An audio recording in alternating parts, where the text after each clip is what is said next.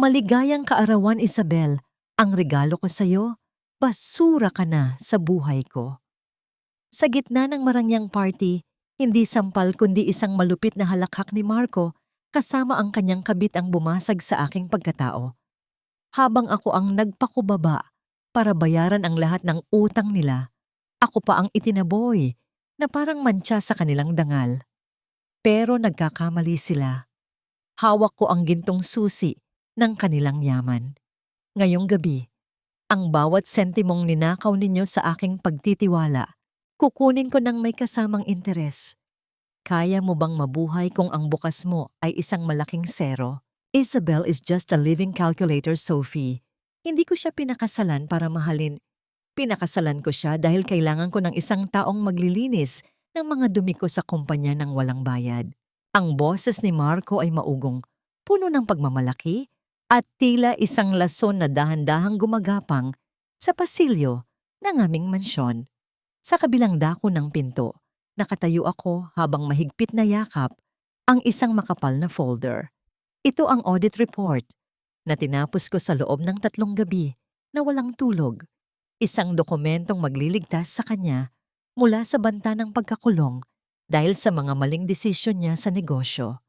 Pinunasan ko ang pawis sa aking noo. Iniisip na ang pagod na ito ay magiging sulit kapag nakita ko ang kanyang ngiti. Ngunit ang nangiting narinig ko ay hindi para sa akin. But Marco, paano kung malaman niya? You know how she is. Masyadong perfectionist pagdating sa mga numbers.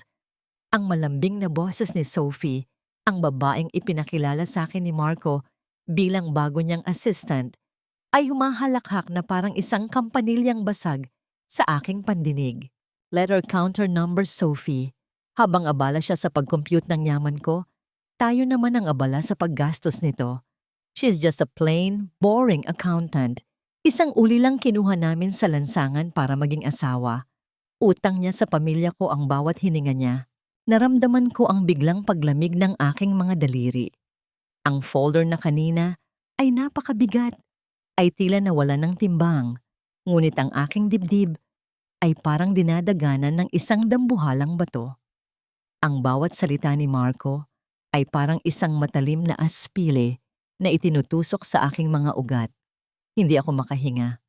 Ang hangin sa paligid ay naging malapot at mapait. Napasandal ako sa malamig na pader, ang aking tuhod ay dahan-dahang nanghina hanggang sa mapaluhod ako sa mamahaling carpet na ako rin naman ang nagbayad gamit ang sarili kong ipon. Nanginig ang aking ibabang labi, ngunit walang tunog na lumabas. Ang sakit na nararamdaman ko ay hindi katulad ng isang sugat na nagdurugo. Ito ay isang sakit na tuyo, isang pagkawasak na nagaganap sa kailaliman ng aking kaluluwa kung saan walang sino man ang makakakita. Hinawakan ko ang aking dibdib, pilit na pinipigil ang pag-alog ng aking balikat. Ang mga luhang pilit kong ibinabaon sa loob ng 10 taon ng pagsisilbi sa pamilyang ito ay tila nagbabadya ng bumaha. Ngunit nananatili silang nakabara sa aking lalamunan. Tiningnan ko ang folder sa aking paanan. Dito nakasulat ang bawat sentimong pinaghirapan ko, ang bawat sakripisyong ginawa ko para sa isang lalaking itinuring ang aking pagmamahal bilang isang libreng serbisyo. Sa sandaling iyon, ang lahat ng kulay sa paligid ko ay naglaho. Ang mansyong ito na itinuring kong tahanan ay naging isang gintong kulungan na puno ng mga anino ng panlilinlang. Sa loob ng silid, narinig ko ang muling paghalakhak ni Marco. Isang tunog na dati ay musika sa aking pandinig, ngunit ngayon ay tila isang sumpa. Gaano nga ba kababa ang halaga ng isang pusong nagmahal ng tapat kung sa dulo ay ibibilang ka lamang bilang isang depektong numero sa isang mahabang listahan ng kanyang mga ari-arian? Dahan-dahan, tumayo ako. Hindi dahil sa ako ay mahina, kundi dahil sa bigat ng katotohanang kailangan kong pasanin. Inayos ko ang aking damit at sa kabila ng panlalabo ng paningin, itinuwid ko ang aking likod. Kung ako ay isang calculator lamang para sa kanya, marahil ay oras na para ipakita ko sa kanya kung ano ang mangyayari kapag ang kabuuan ng lahat ng kanyang kasalanan ay biglang nag-error. Dinala ko ang folder at dahan-dahang lumakad palayo. Ang bawat hakbang ko sa pasilyo ay tila isang huling pamamaalam sa babaeng tangang naniwala sa pangako ng walang hanggan. Habang papalapit ako sa pintuan ng malawak na ballroom kung saan nagaganap ang aking sariling birthday party, isang malamig na desisyon ang nabuo sa aking isipan. Ang bilangan ay hindi pa tapos, Marco. At sa pagkakataong ito, ako ang sisiguradong ang balanse ay hindi na kailanman papabor sa iyo. Pagpasok ko sa ballroom, ang liwanag ng mga chandelier ay sumilaw sa aking mga mata, ngunit ang kadiliman sa aking puso ay mas matindi pa sa anumang anino. Nakita ko si Donna Aurora, ang aking biyenan, na may hawak na baso ng mamahaling wine, nakangiti sa mga bisita habang suot ang kwintas na ipinamana pa ng aking yumaong ina. Ang kwintas na sinabi niyang itatago niya para sa kaligtasan, ngunit ngayon ay ipinagmamayabang niya bilang sariling kanya. Oh, Isabel, narito ka na pala. Bakit parang nakakita ka ng multo? Ayusin mo ang mukha mo. Nakakahiya sa mga bisita. Ang boses ni Donna Aurora ay matalim, puno ng pag-uyam na tila ba ako ay isang utusang nagkamali sa pag-serve ng pagkain. Huminga ako ng malalim. Ang bawat hibla ng aking pagkatao ay nanginginig sa puot na pilit kong ikinukubli sa likod ng isang maputlang ngiti. Ito ang simula. Ang regalong inihanda nila para sa akin ay kataksilan, kaya't sisiguraduhin kong ang kapalit na ibibigay ko ay isang katotohanang kailanman ay hindi nila malilimutan. Hanggang saan nga ba kayang magtiis ng isang asawang itinuring na basahan bago niya sunugin ang buong bahay para lamang makalaya? Dapat ay magpasalamat ka sa amin, Isabel. Kung hindi dahil sa pamilya ko, baka hanggang ngayon ay nangungulubot pa rin ang mga kamay mo sa paglalaban ng damit ng ibang tao para lang mabuhay. Ang boses ni Donna Aurora ay tila isang matalas na kuko na kumakalos sa aking dignidad. Nakatayo siya sa gitna ng ballroom, suot ang kanyang mapang-uyam na ngiti habang tinitingnan ako mula ulo hanggang paa. Ang bawat salita niya ay punong-puno ng kamandag ng mapait na katotohanang lagi niyang ipinamumukha sa akin sa loob ng 10 taon. Tandaan mo, isang hamak na ulila ka lang nang mapulot ka ni Marco. Binigyan ka namin ng apelyido, binigyan ka namin ng marangyang buhay na kahit sa panaginip ay hindi mo mararanasan. Huwag kang tumingin sa akin ng ganyan, dahil ang bawat butil ng kanin na kinakain mo ay galing sa pawis ng anak ko. Humigpit ang kapit ko sa baso ng tubig na hawak ko. Ramdam ko ang panginginig ng aking kalamnan, hindi dahil sa lamig ng aircon, kundi dahil sa nag-aalab na puot na pilit kong ikinukulong sa aking lalamunan. Gusto kong isigaw sa kanya na ang marangyang buhay na sinasabi niya ay ako ang nagbayad, na ang bawat sentimong pambili niya ng alahas at pambayad sa kasino ay nanggaling sa mga gabing hindi ako natulog para lamang ayusin ang mga butas sa pananalapi ng kumpanya ni Marco. Tiningnan ko ang kwintas na suot niya, isang antigo at maningning na ginto na may pendant na ruby. Iyon ang kaisa-isang alaala mula sa aking namayapang ina. 5 taon na ang nakalilipas. Kinuha yon ni Donna Aurora sa akin dahil mas kailangan daw yon ng pamilya para sa isang mahalagang business deal. Ngunit hanggang ngayon ay nakasukbit pa rin ito sa kanyang matandang leeg. Tila isang tropeyo ng aking pagpapakumbaba. Ang hapdi sa aking puso ay hindi maipaliwanag. Para akong isang gusali na unti-unting ginigiba mula sa loob, habang ang labas ay pilit na pinananatiling maayos para sa paningin ng iba. Ang bawat manupo na ibinigay ko sa kanya noon, ang bawat pagyuko ko sa kanyang mga utos ay tila mga latay ng latigo na ngayon ko lamang naramdaman ang tunay na hapdi. Oh, bakit hindi ka makapagsalita? Napipi ka na ba dahil sa sobrang pasasalamat? Muling hirit ni Donna Aurora habang humihigop ng wine. Ayusin mo ang sarili mo. Maya-maya ay darating ang mga investors. Siguraduhin mong hindi ka magmumukhang katulong sa tabi ni Marco. At iyong audit report tapos na ba? Huwag mong subukang ipahiya ang anak ko, kundi ay alam mo kung saan ang pinto ng mansyong ito. Dahan-dahan akong tumango, hindi dahil sa pagsunod, kundi para itago ang mga matang nagsisimula ng mangilid ang luha. Ang bawat patak ng aking pagsisikap ay itinuring nilang obligasyon ko bilang isang utang na loob. Ngunit hanggang kailan nga ba dapat bayaran ang isang utang na wala namang katapusan? Hanggang kailan dapat manatiling linta ang pamilyang ito sa aking buhay bago sila tuluyang maubusan ng sisip-siping dugo? Sa gitna ng musika at tawanan ng mga bisita, nakita ko si Marco na papalapit sa amin. Ang kanyang braso ay nakapulupot sa baywang ni Sophie na tila ba isang natural na eksena na hindi dapat ikagulat ng sinuman. Ang bawat hakbang niya ay puno ng kayabangan. Ang mga mata niya ay kumikinang sa tagumpay na ninakaw niya mula sa aking katalinuhan. "Mama! Stop scolding my accountant!" Biro ni Marco habang humahalakhak, ngunit ang kanyang mga mata nang tumingin sa akin ay malamig at walang kahit anong bakas ng pagsisisi. "Isabel, honey, don't take it personally. Alam mo naman si Mama, gusto lang niyang siguraduhin na hindi tayo magkakamali sa harap ng mga tao. After all, you're the backbone of this family's wealth, right?" Isang mapait na ngiti ang pilit kong ibinigay. Backbone, ang tawag niya sa akin. Ngunit sa katotohanan, ay tila ba ako ay isang hagdan lamang na inapakan niya para maabot ang rurok. At ngayon ay handa na niyang sipain dahil wala na siyang pakinabang.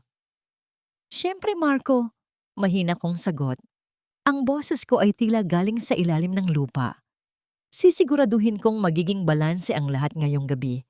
Walang labis, walang kulang. Ang bawat utang ay kailangang masingil. Hindi nila napansin ang talim sa aking mga salita. Para sa kanila, ako pa rin ang Isabelang sunod-sunuran, ang Isabelang kayang tiisin ang lahat para sa pamilya. Ngunit habang tinitingnan ko ang paligid, ang mansyong binuo ko, ang buhay na pinagyaman ko, at ang mga taong dahan-dahang pumatay sa aking puso, isang bagong pakiramdam ang namuo sa aking dibdib. Hindi na ito sakit, hindi na ito lungkot. Ito ay isang malamig at kalkuladong galit. Sa gitna ng kasiyahan, isang waiter ang lumapit sa akin at may iniabot na maliit na sobre. "Ma'am, may nagpapabigay po nito sa inyo. Importante daw po." Binuksan ko ang sobre ng palihim sa ilalim ng lamesa. Sa loob ay may isang lumang litrato ng isang aksidente sa kalsada. Ang aksidenteng kumitil sa buhay ng aking mga magulang 15 taon na ang nakalilipas. Sa likod ng litrato, may nakasulat na mga salitang tila isang kidlat na gumuhit sa aking isipan. Ang perang nagligtas sa pamilya Marco ay ang perang dapat sana ay nagligtas sa mga magulang mo. Itanong mo kay Aurora kung nasaan ang preno ng sasakyan ng tatay mo. Nanigas ang aking buong katawan. Ang basong hawak ko ay dahan-dahang dulas sa aking mga daliri, at ang tunog ng pagkabasag nito sa sahig ay tila isang hudyat ng digmaan na tanging ako lamang ang nakakarinig. Ang lahat ng mata ay lumingon sa akin, kabilang na ang mapanuring tingin ni Donna Aurora at ang nagtatakang mukha ni Marco. Ngunit ang tanging naririnig ko na lamang ay ang tibok ng sarili kong puso na nagsasabing, ang katarungan ay hindi lamang tungkol sa pera. Ito ay tungkol sa dugo. Napaka-clumsy mo talaga, Isabel. Pati simpleng baso, hindi mo mahawakan ng maayos. Nakakahiya sa mga bisita, para kang bata na kailangang laging bantayan. Ang boses ni Marco ay puno ng pagkayamot. Tila ba ang pagkabasag ng kristal sa sahig ay isang malaking kasalanan na sumira sa kanyang perpektong gabi. Hindi man lamang siya lumapit para tulungan ako. Sa halip, mas hiningpitan pa niya ang hawak sa baywang ni Sophie habang nakatingin sa akin ng may halong pandidiri. Dahan-dahan akong lumuhod sa malamig na sahig para pulutin ang mga piraso ng bubog. Ang bawat talim ng kristal na dumidikit sa aking mga daliri ay tila paalala ng bawat sakripisyong ibinigay ko sa kanya na nauwi rin sa pagkakadurog. Habang ang mga bisita ay nagbubulungan at ang iba ay lihim na tumatawa, naramdaman ko ang init ng mga luhang pilit kong pinipigilan. Ito ang lalaking pinaglaanan ko ng 10 taon ng aking buhay. Ang lalaking ngayon ay tinatrato ako na parang isang mantsa sa kanyang mamahaling sapatos. Hayaan mo na yan, Isabel. Tawagin mo ang katulong para maglinis. Umakyat ka na sa taas at magayos dahil mukha kang basang sisiw na nawawala sa sariling party. Muling hirit ni Donna Aurora. Ang kanyang boses ay tila isang latigo na humahagupit sa aking pagkatao. Tumayo ako ng dahan-dahan. Ang lihim na sobre ay mahigpit na nakatago sa aking palad. Hindi ako sumagot. Tumalikod ako at naglakad palayo sa liwanag ng ballroom, patungo sa kadiliman ng aking opisina sa dulo ng mansyon. Sa bawat hakbang ko sa pasilyo, ang mga salita sa liham ay tila paulit-ulit na umaalingaw-ngaw sa aking isipan. Ang perang nagligtas sa kanila ay ang perang dapat sana ay nagligtas sa mga magulang mo. Pagpasok ko sa loob ng aking opisina, agad kong nilock ang pinto. Ito ang tanging lugar sa mansyong ito na sa akin lang. Isang silid na puno ng mga folder, computer screens, at ang malamig na katotohanan ng mga numero. Dito, walang gaslighting ni Marco. Dito, walang pang-aalipusta ni Donna Aurora. Dito, ang mga numero ay hindi nagsisinungaling. Binuksan ko ang aking computer. Ang liwanag ng screen ay tumama sa aking mukha. Inilalantad ang mga luhang tuluyan ng umagos. Sa loob ng maraming taon, naniwala ako na ang pamilya Marco ang aking mga tagapagligtas. Akala ko, ang utang na loob ko sa kanila ay kasing lalim ng dagat dahil kinuha nila ako noong wala na akong matakbuhan.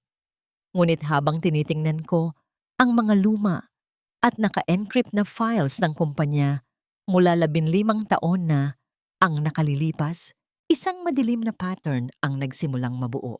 Ang mga daliri ko ay nanginginig habang mabilis na nagtatype. Pinasok ko ang mga forensic accounting software na ako mismo ang nag-develop. Hinanap ko ang petsa ng aksidente ng aking mga magulang. Hinanap ko ang mga bank transfers sa sumunod na buwan. Doon ko nakita ang isang malaking halaga, ₱1,000,000, na inilipat mula sa insurance payout ng aking ama patungo sa isang shell company na nagngangalang Aurora Sunrise Holdings. Ito ang perang ginamit ni Donna Aurora para simulan ang negosyong ipinagmamayabang nila ngayon. Ito ang perang kinuha nila habang ako ay isang batang nagluluksa at walang muwang. Hindi lamang nila ako ninakawan ng asawa at dangal. Ninakawan nila ako ng kinabukasan kasama ang aking mga magulang. Ang pamilyang itinuring kong kanlungan ay ang mismong pamilyang nagnakaw ng preno ng sasakyan ng aking ama para lamang makuha ang aming yaman. Hayop kayo. Bulong ko sa hangin, ang boses ko ay basag sa tindi ng puot. Ang lahat ng luho ninyo, ang bawat diamante sa leeg ni Aurora, galing sa dugo ng mga magulang ko. Sa sandaling iyon, ang sakit ay napalitan ng isang malamig at matalas na determinasyon. Hindi na ako ang Isabelang accountant na naglilinis ng dumi nila. Ngayon, ako na ang kanilang magiging pinakamalupit na auditor. Sisiguraduhin kong ang bawat sentimong ninakaw nila ay babalik sa akin na may kasamang interes ng kanilang pagdurusa. Mabilis kong sinimulan ang pag-download ng lahat ng ebidensya ng fraud ni Marco. Ang mga offshore accounts, ang mga peking invoices para kay Sophie, at ang mga manipulasyon sa buwis na sapat na para mabulok siya sa kulungan habang buhay. Habang tumatakbo ang progress bar sa screen, naramdaman ko ang bigat sa aking dibdib na dahan-dahang nagiging kagaanan. Ang mga numero, ang aking mga tahimik na kaibigan, ay isa-isa nang nagsasalita para sa akin. Ngunit sa gitna ng aking pagtatrabaho, biglang may kumatok ng marahas sa pinto. Ang tunog ng kamaong tumatama Sa kahoy ay tila isang babala. Isabel, buksan mo itong pinto. Boses iyon ni Marco. Bakit mo nilock ang office? Ibigay mo sa akin ang audit report ngayon din. Kailangan yon ng mga investors. Hindi ako kumikibo. Pinanood ko ang huling file na matapos ang pag-download. Sa screen, lumitaw ang isang mensahe. Transfer complete. Dahan-dahan akong tumayo at lumakad patungo sa pinto. Inayos ko ang aking buhok at pinunasan ang bawat bakas ng luha. Binuksan ko ang lock at hinarap ang lalaking akala ko ay mahal ko. Ngunit ngayon ay nakikita ko na lamang bilang isang kriminal na nagpapanggap na hari. Nasaan ang report? Singal ni Marco habang pumapasok sa loob. Ang amoy ng alak ay humahalimuyak sa kanyang hininga. Tinitigan ko siya ng diretso sa mga mata. Isang malamig na ngiti ang sumilay sa aking mga labi. Isang ngiti na hindi niya pa kailanman nakikita sa loob ng 10 taon. Ang report, Marco? Huwag kang mag-alala. Mahina kong sabi. Ang boses ko ay kalmado, ngunit puno ng panganib. Ang lahat ng dapat malaman ng mundo tungkol sa'yo ay nakahanda na. At sisiguraduhin kong ang balanse ng iyong buhay ay magiging 0 ngayong gabi. Nanliit ang mga mata ni Marco, halatang naguguluhan sa aking tono. Ano bang sinasabi mo? Lasing ka na ba? Ibigay mo sa akin ang folder. Habang pilit niyang inaabot ang laptop ko, biglang tumunog ang kanyang cellphone. Isang sunod-sunod na mensahe ang pumasok. Mga notification mula sa bangko tungkol sa mga accounts na biglang nawalan ng access at isang email mula sa Internal Revenue Bureau tungkol sa isang urgent investigation. Namutla si Marco. Ang kanyang mga kamay ay nagsimulang manginig habang binabasa ang mga mensahe. Tumingin siya sa akin. Ang takot ay dahan-dahang pumapalit sa kanyang kayabangan. Isabel, anong ginawa mo? Ngunit bago pa ako makasagot, isang mas malakas na katok ang narinig mula sa main door ng mansyon. Isang tunog na hindi basta-basta. Isang tunog ng batas na kumakatok sa pinto ng mga magnanakaw. Ayusin mo ang mukha mo, Isabel, para kang namatayan sa gitna ng selebrasyon. Nakakahiya sa mga investors na inimbitahan ni Marco. Isang pagkakamali mo lang, titiyakin kong huling gabi mo na ito sa mansyong ito. Ang tinig ni Donna Aurora ay tila isang malamig na hampas ng hangin habang pilit niyang inaayos ang kanyang mamahaling trahe de gala sa harap ng malaking salamin sa pasilyo. Hindi niya alam, ang pagkamatay na nakikita niya sa aking mga mata ay ang tuluyang paglilibing sa Isabelang tanga at sunod-sunuran. Ang bawat salita niya ay bumabaon sa akin na parang mga karayom, ngunit sa pagkakataong ito, hindi na ako nagdurugo. Manhid na ang aking puso sa kanilang mga pang-aabuso. Lumingon ako sa mahabang hapagkainan na puno ng mga pinakamarangyang pagkain. Ang mga pagkaing ako mismo ang nagplano at nagbayad gamit ang bonus na nakuha ko mula sa huling matagumpay na audit ng kumpanya. Niluto ko ang paboritong adobo sa gata ni Donna Aurora. Kahit na kaninang umaga lamang ay tinawag niya akong salot sa kanilang pamilya. Ang kabalintunaan ng aking sitwasyon ay tila isang mapait na lasa sa aking dila. Pinapakain ko ang mga taong bawat sandali ay gustong pumatay sa aking dangal. Nang magsimulang mag-upo ang mga bisita, ang tawa ni Sophie ay muling umalingaw-ngaw, puno ng tagumpay at panguuyam. Nakaupo siya sa tabi ni Marco sa upuang dapat ay para sa akin bilang asawa. Ang bawat subo ng pagkain sa hapunang yon ay tila abo sa aking bibig. Tinitingnan ko si Marco na masayang nakikipag-usap sa mga investors na tila ba wala siyang itinatagong kataksilan sa kanyang likuran. Ang bawat sulyap niya kay Sophie ay isang lantarang pagyurak sa aming mga sumpa sa harap ng dambana. Marco, honey, I think we should celebrate our upcoming partnership with a special vintage wine. Malamig na sabi ni Sophie, habang ang kanyang kamay ay hayagang humahawak sa braso ng aking asawa sa harap ng lahat. Siyempre, Kahit ano para sa pinakamagaling kong katuwang sa negosyo? Sagot ni Marco. At lumingon siya sa akin nang may utos sa kanyang mga mata. Isabel, kunin mo ang credit card ko sa itaas. Iyong itim. Bumili ka ng pinakamahal na wine na gusto ni Sophie. Huwag kang tatanga-tanga. Bilisan mo. Tumayo ako nang walang kibo. Ang bawat hakbang ko, palayo sa hapag, ay puno ng bigat. Ngunit may kaakibat na lihim na kagaanan. Pag-akyat ko sa aming silid, hindi ang credit card ang kinuha ko, kundi ang aking cellphone. Pinanood ko ang orasan. Eksaktong 8:00 ng gabi. Ang oras kung kailan ang lahat ng automated instructions na itinakda ko sa bank system ay magsisimulang gumana. Bumaba ako at iniabot ang card kay Marco. Napansin ko ang panginginig ng aking mga daliri, hindi dahil sa takot, kundi dahil sa pananabik na makita ang kanyang pagbagsak. Here, Marco. Gamitin mo hanggat kaya mo, mahina kong sabi. Sinubukan ni Marco na iswipe ang card sa daladalang machine ng waiter para sa special order. Ngunit sa halip na tunog ng tagumpay, ang katahimikan sa paligid ay nabasag ng isang maikling tinig ng error mula sa makina.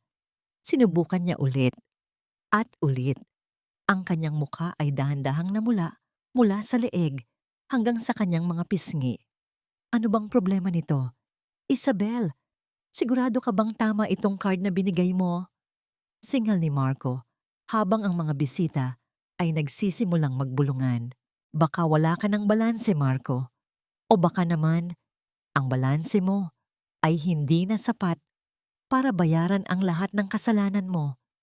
Kalmado kong sagot habang ang lahat ng mata ay nakatuon sa amin. Sa sandaling iyon, ang cellphone ni Marco sa ibabaw ng lamesa ay sunod-sunod na umilaw. Hindi lamang mga notification mula sa bangko ang pumasok, kundi mga mensahe mula sa board of directors. Ang kanyang mga mata ay nanlaki habang binabasa ang mga katagang urgent, all corporate funds frozen, immediate audit requested by the forensic division. Nabitawan ni Marco ang credit card at ang tunog nito nang tumama sa sahig ay tila isang hudyat ng kanyang tuluyang pagbagsak. Tumingin siya sa akin. Ang kayabangan ay napalitan ng isang hilaw na takot at galit. Anong ginawa mo, Isabel? Anong kalokohan ito? Sigaw ni Donna Aurora habang tumatayo at pilit na kinukuha ang cellphone ni Marco. Hindi ako sumagot, sa halip ay kumuha ako ng isang maliit na piraso ng tinapay at dahan-dahang nganginuya ito. Ito na ang pinakamasarap na pagkaing nalasahan ko sa loob ng 10 taon, ang lasa ng katarungan. Ang hapunan ay tapos na, mahina kong sabi habang tumatayo. Dahil bukas, hindi na pagkain ang pagsasaluhan ninyo, kundi ang bawat piraso ng katotohanang pilit ninyong itinago sa ilalim ng mansyong ito. Bago pa man makapagsalita si Donna Aurora, isang malakas na katok ang muling narinig mula sa pintuan ng mansyon.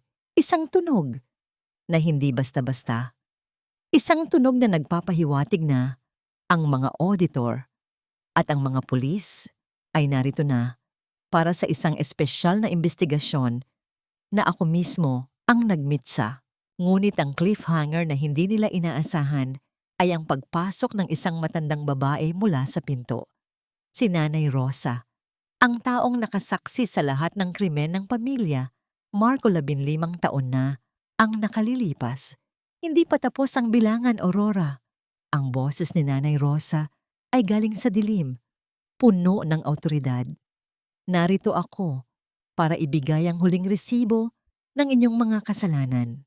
Namutla si Donna Aurora at halos mawalan ng malay nang makita ang mukha ng babaeng akala niya ay matagal na niyang naibaon sa limot. Anong ginagawa ng basurang yan sa pamamahay ko? Guard, palabasin ang matandang yan.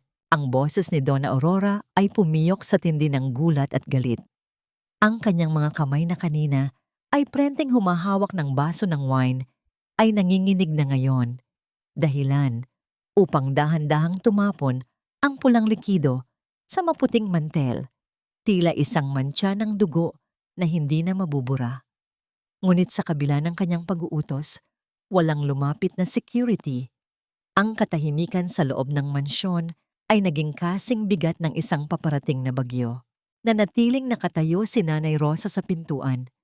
Ang kanyang mukha ay inukit ng panahon at hirap. Ang kanyang mga mata ay malalim ngunit puno ng isang uri ng liwanag na tanging ang katotohanan lamang ang makakapagbigay. Suot niya ang isang kupas na blusa, isang malaking kontraste sa kintab ng mga diamante ni Aurora. Ngunit sa sandaling iyon, siya ang mukhang mas makapangyarihan. Ang mansyong ito ay hindi na sa'yo, Aurora, kaya wala ka ng karapatang magpalayas ng kahit na sino, mahinahong sabi ni Nanay Rosa. Ang bawat salita niya ay tila isang malambot na dampi, ngunit may talim ng isang labaha. Lumapit ako kay Nanay Rosa at hinawakan ang kanyang magaspang na kamay. Ito ang mga kamay na nagpunas ng aking mga luha noong ako ay 7 taong gulang pa lamang.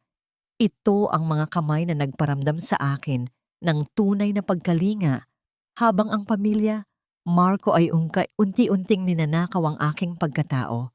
Sa pagdait ng aming mga balat, naramdaman ko ang isang kislap ng pag-asa na matagal ko nang ibinaon sa limot.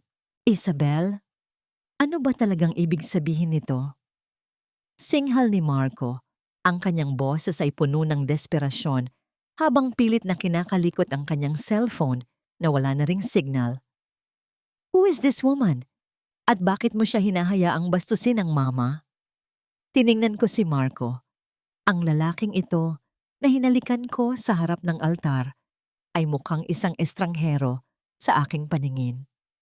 Ang kanyang kagwapuhan ay tila isang maskarang natutunaw. Inilalantad ang isang batang takot na mawalan ng laruan. Siya ang hostisyang tinalikuran ninyo 15 taon na ang nakalilipas, Marco. Sagot ko ng may malamig na katiyakan. Si Nanay Rosa ang nakakita kung paano ninyo nilapastangan ang bangkay ng mga magulang ko para lang makuha ang insurance documents. Siya ang nakakita sa inyo habang pinagdiriwang ninyo ang aksidente sa kalsada na binalak ninyo. Isang malakas na singhap ang nagmula sa mga bisita. Si Sophie ay dahan-dahang umatras, unti-unting bumibitaw sa braso ni Marco. Ang linta ay nagsisimula nang makaramdam na ang inaanuran niyang barko ay mabilis nang lumulubog. Kasalanan mo ang lahat ng ito, Isabel, sigaw ni Donna Aurora habang pilit na tumatayo kahit nanginginig ang mga tuhod. Binigyan ka namin ng lahat. Pinakain ka namin. Pinag-aral ka namin. Pinag-aral ninyo ako gamit ang sarili kong pera. Pagputol ko sa kanyang mga salita. Ang aking boses ay hindi malakas, ngunit ito ay sapat na para patahimikin ang buong silid.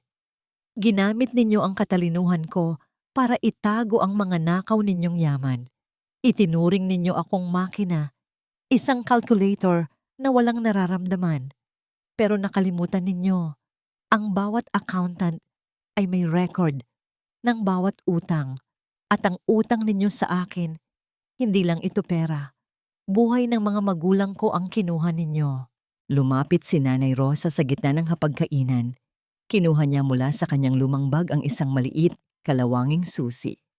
Ang tunog ng susi, nang ilapag niya ito sa lamesa, ay tila isang hudyat ng kamatayan para sa dangal ng mga Marco. Aurora, tanda mo ba ito? Ito ang susi sa safety deposit box na itinago ng asawa mo bago siya mamatay. Pahayag ni Nanay Rosa. Sa loob niyan, nandoon ang liham ng pag-amin niya. Nandoon ang listahan ng mga taong binayaran ninyo para putulin ang preno ng sasakyan ng mga magulang ni Isabel. Hindi ko ito ibinigay noon dahil alam kong papatayin ninyo rin ako. Pero ngayon, wala na kayong kapangyarihan. Ang mukha ni Donna Aurora ay naging kasing puti ng abo. Napakapit siya sa sandalan ng kanyang upuan. Ang kanyang hininga ay naging mabilis at mababaw. Ang bawat diamanteng suot niya ay tila naging mga kadenang bumibigat sa kanyang leeg. Isabel, honey, please mag-usap tayo. Mahal kita, alam mo yan. Pilit na pagsusumamo ni Marco, sinusubukang gamitin ang kanyang charm na dati-rati ay nakakapagpalambot sa akin. Lumapit siya sa akin, akmang hahawak sa aking balikat. Umiwas ako. Ang hawak niya ay tila isang maruming bagay na ayaw kong dumikit sa aking balat. Huwag mo akong mahalin ngayon, Marco, dahil ang mahal mo ay may katumbas na interes na hindi mo na kayang bayaran. Sa sandaling iyon, ang mga ilaw sa loob ng mansyon ay biglang kumislap at namatay bago muling bumukas ng mas maliwanag. Sa pintuan, pumasok ang isang grupo ng mga lalaking nakauniporme, mga opisyal mula sa National Bureau of Investigation. Ngunit ang hindi inaasahan ng lahat, lalo na ni Marco, ay ang huling revelasyon ni Nanay Rosa bago siya tuluyang lumapit sa akin para yakapin ako. At Isabel, anak, may isa pa silang itinatago sa iyo, bulong ni Nanay Rosa na narinig ng buong silid. Ang perang nakuha nila sa insurance, hindi lang yun ang ninakaw nila. Ang lupang kinatatayuan ng kumpanyang ito, iyan ang lupang ipinamana sa iyo ng lolo mo na pineke nila ang dokumento para lumabas na ibinenta mo sa kanila noong bata ka pa. Nalaglag ang audit folder mula sa kamay ni Marco. Ang bawat pahina ng kanyang kasinungalingan ay nagkalat sa sahig, tila mga tuyong dahon sa gitna ng taglagas. Tumingin ako sa paligid. Ang mansyong ito, ang yaman, ang pangalan, lahat ng ito ay nakatayo sa isang pundasyon ng dugo at panlilinlang. At ngayon, habang dahan-dahang pinupustahan ng mga awtoridad ang mga gamit sa loob, naramdaman ko ang unang patak ng ulan sa labas. Isang ulan na maglilinis sa lahat ng dumi. Ngunit bago pa man madala ng mga pulis si Marco, isang nakakangilong katotohanan ang lumabas sa bibig ni Sophie. Marco, you told me you already transferred the offshore funds to my account. Why is it empty? Napalingon kaming lahat kay Sophie. Ang kanyang mukha ay puno ng galit, hindi dahil sa kataksilan ni Marco sa asawa, kundi dahil wala na siyang makukuha. Isang mapait na tawa ang kumawala sa aking mga labi. It's empty, Sophie. Dahil ang account na binigay niya sa iyo ay ang account na matagal ko nang ginamit para bayaran ang lahat ng utang ng kumpanya sa mga maliliit na empleyadong tinanggal ninyo nang walang separation pay. You're both broke. Sa gitna ng kaguluhan, isang tanong ang nanatili sa aking isipan habang nakatingin ako sa kalawanging susi sa ibabaw ng lamesa. Kung ang lahat ng ito ay binalak nila, ano pa ang ibang lihim na nakatago sa box na yon? Isabel, please, asawa mo pa rin ako. Huwag mo itong gawin sa akin. Mag-usap tayo ng maayos, kahit para na lang sa mga pinagsamahan natin. Ang boses ni Marco ay basag, malayo sa mapagmataas na tono na ginamit niya kanina sa harap ni Sophie. Ngunit ang bawat salitang lumalabas sa kanyang bibig ay tila mga tuyong dahon na tinatangay ng hangin. Walang timbang, walang katotohanan. Nakatayo siya sa gitna ng kanyang magulong opisina, ang mga kamay ay nakataas na tila sumusuko, habang ang mga opisyal ng NBI ay masusing kinukuha ang mga CPU ng kanyang computer at ang mga folders sa kanyang cabinet. Tumingin ako sa kanya at sa unang pagkakataon, hindi ko na kailangang magpanggap. Ang pag-ibig na dati ay nagpapakabulag sa akin ay tuluyan ng pinalitan ng isang malamig na katarungan. Kinuha ko ang isang asul na folder mula sa aking bag. Ang folder na pinapirmahan ko sa kanya noong isang gabi habang abala siya sa pakikipag-flirt kay Sophie sa telepono. Tanda mo ba ito, Marco? Ang sabi mo, masyado kang busy para basahin ang mga boring na papel na ito. Sabi mo, pirmahan ko na yan, Isabel, basta siguraduhin mong dadaloy ang pera. Mahinahong paalala ko sa kanya. Ang bawat kataga ko ay tila isang dahan-dahang pagbaon ng patalim sa kanyang natitirang pag-asa. Binuksan ko ang folder sa harap niya. Akala mo, ang pinirmahan mo ay isang loan application para sa bago mong proyekto. Pero sa ilalim ng mga technical na terminong ginamit ko, mga terminong tinawag mong boring, ay ang iyong formal na pag-amin sa lahat ng iyong financial fraud. It was a voluntary confession, disguised as a business release. Ang pirma mo rito, Marco, ay ang huling pako sa kabaong ng kalayaan mo. Nanlaki ang mga mata ni Marco. Sinubukan niyang sunggaban ng folder, ngunit mabilis na humarang ang isang opisyal. Ang kanyang mukha ay naging kasing putla ng chalk at ang butil-butil na pawis sa kanyang noo ay nagsimulang pumatak sa kanyang mamahaling kurbata. Sa sandaling iyon, ang kanyang katalinuhan na lagi niyang ipinagmamayabang ay nagmukhang isang malaking biro sa harap ng aking kalkuladong plano. Habang nagaganap ang kaguluhan, nakita ko si Donna Aurora sa gilid. Pilit na itinatago ang isang maliit na jewelry box sa loob ng kanyang damit. Ang kanyang mga mata ay nanlilisik pa rin sa galit. Tila hindi pa rin matanggap na ang kanyang kaharian ay gumuguho na. Akala mo ba ay mananalo ka, Isabel? Isang hamak na accountant ka lang. Wala kang kapangyarihan laban sa pangalan ng mga Marco. Sigaw ng matanda. Ang kanyang boses ay nanginginig sa tindi ng emosyon.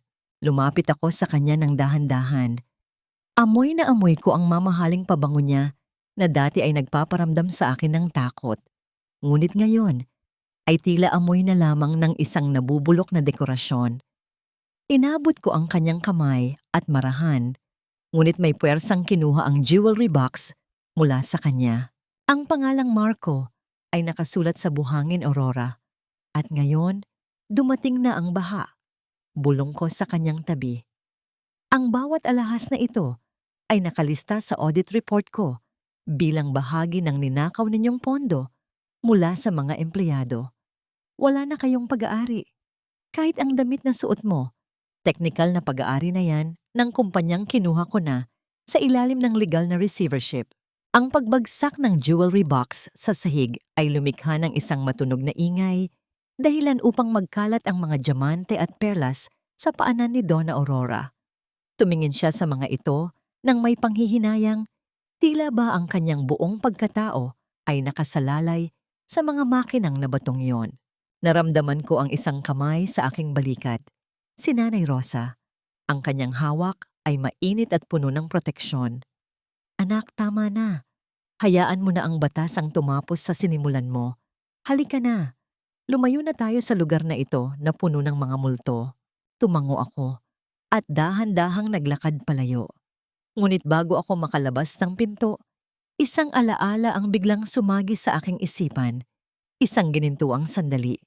Noong bata pa ako, naalala ko ang aking ama, nakaupo sa kanyang lumang mesa, tinuturuan akong mag-compute ng mga simpleng numero.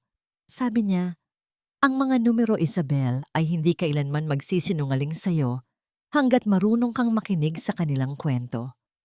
Ngayon, ang kwentong yon ay natapos na sa isang malinis na balanse.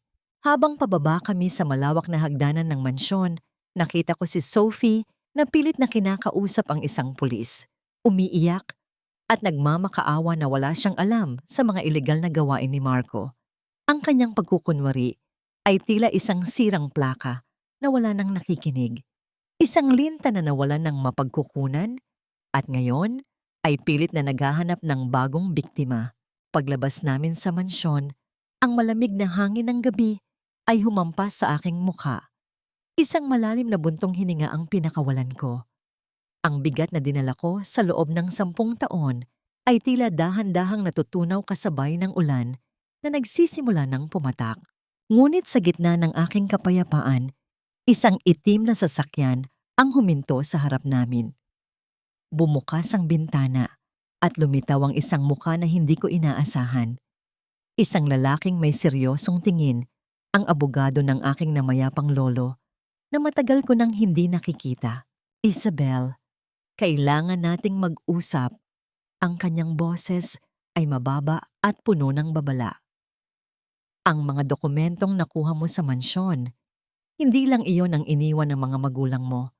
May isang lihim na account na hindi alam ng mga Marco. Isang account na magbubukas ng isang katotohanang mas malupit pa sa inaakala mo. Naramdaman ko ang muling pagbilis ng tibok ng aking puso. Akala ko ay tapos na ang lahat. Akala ko ay nakuha ko na ang katarungan. Pero habang nakatingin ako sa abogadong yon, isang malamig na katanungan ang bumabagabag sa akin. Ano pa ang mas malupit sa katotohanang pinatay nila ang aking mga magulang? Isabel, anak, ayos ka lang ba? Ang lamig ng mga kamay mo, tila ba wala nang dumadaloy na dugo sa iyong mga ugat. Ang boses ni Nanay Rosa ay puno ng pag-aalala habang nakaupo kami sa likuran ng lumang sasakyan ni Attorney Valderrama. Papalayo na kami sa mansyong yon, ang lugar na naging saksi sa aking 10 taong pagtitiis. Ngunit ang aking paningin ay nananatiling nakapako sa maliliit na patak ng ulan sa bintana. Ang bawat patak ay tila isang luhang hindi ko mailabas. Malamig, tahimik, at mapait. Sa loob ng maraming taon, inakala ko na kapag nakamit ko na ang katarungan, mararamdaman ko ang isang uri ng kagaanan na tila balilipad ang aking kaluluwa. Ngunit bakit ngayon, sa gitna ng aking tagumpay, ang tanging nararamdaman ko ay isang malaking espasyo sa aking dibdib. Isang kawalan na hindi kayang punan ng kahit anong dami ng pera o ng pagbagsak ng aking mga kaaway. Dinala ako ni Nanay Rosa sa lumang bahay ng aking mga magulang sa isang liblib na baryo.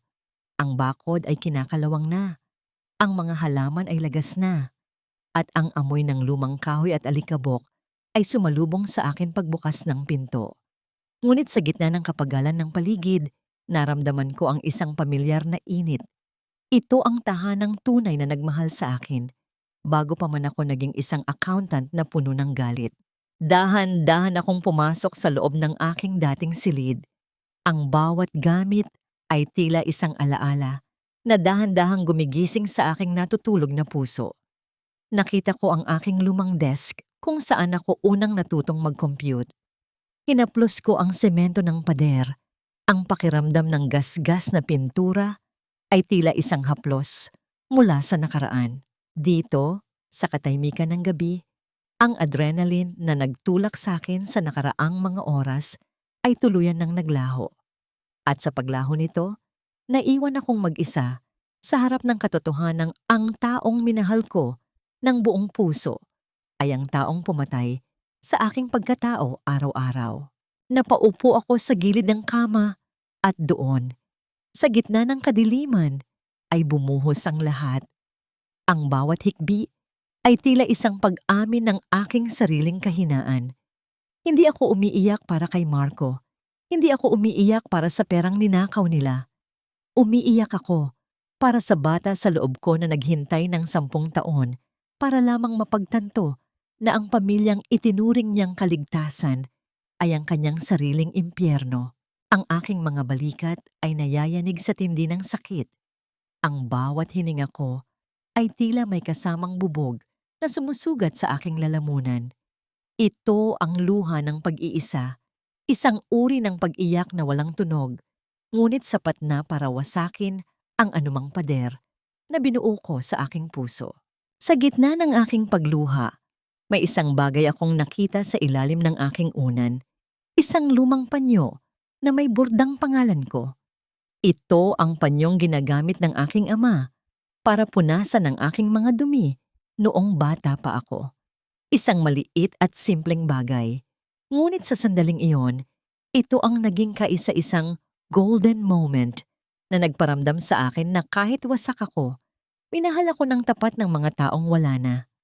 Inamoy ko ang panyo. Tila ba naghahanap ng huling bakas ng kanilang presensya sa gitna ng aking kaguluhan. Tumayo ang aking balahibo nang marinig ko ang mahinang pagpihit ng pinto. Pumasok si Attorney Valderrama, bit-bit ang isang lumang leather case. Ang kanyang mukha ay seryoso, tila ba ang dalang balita ay mas mabigat pa sa ulan sa labas.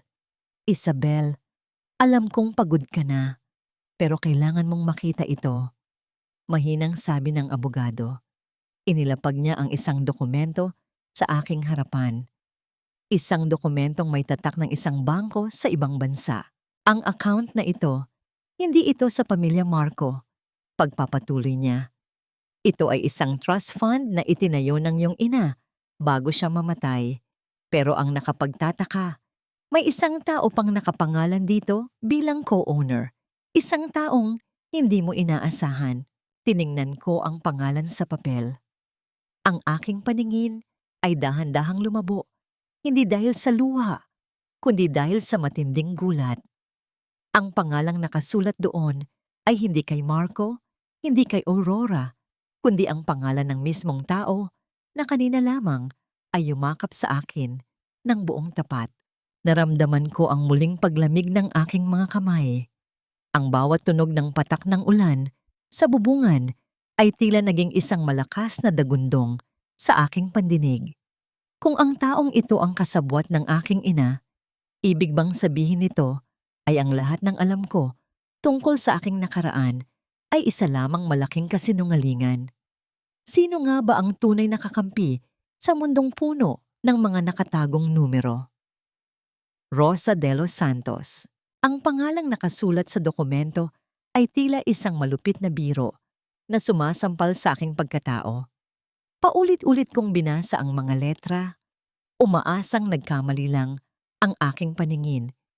Ngunit ang bawat kurba ng tinta ay malinaw at hindi nagbabago.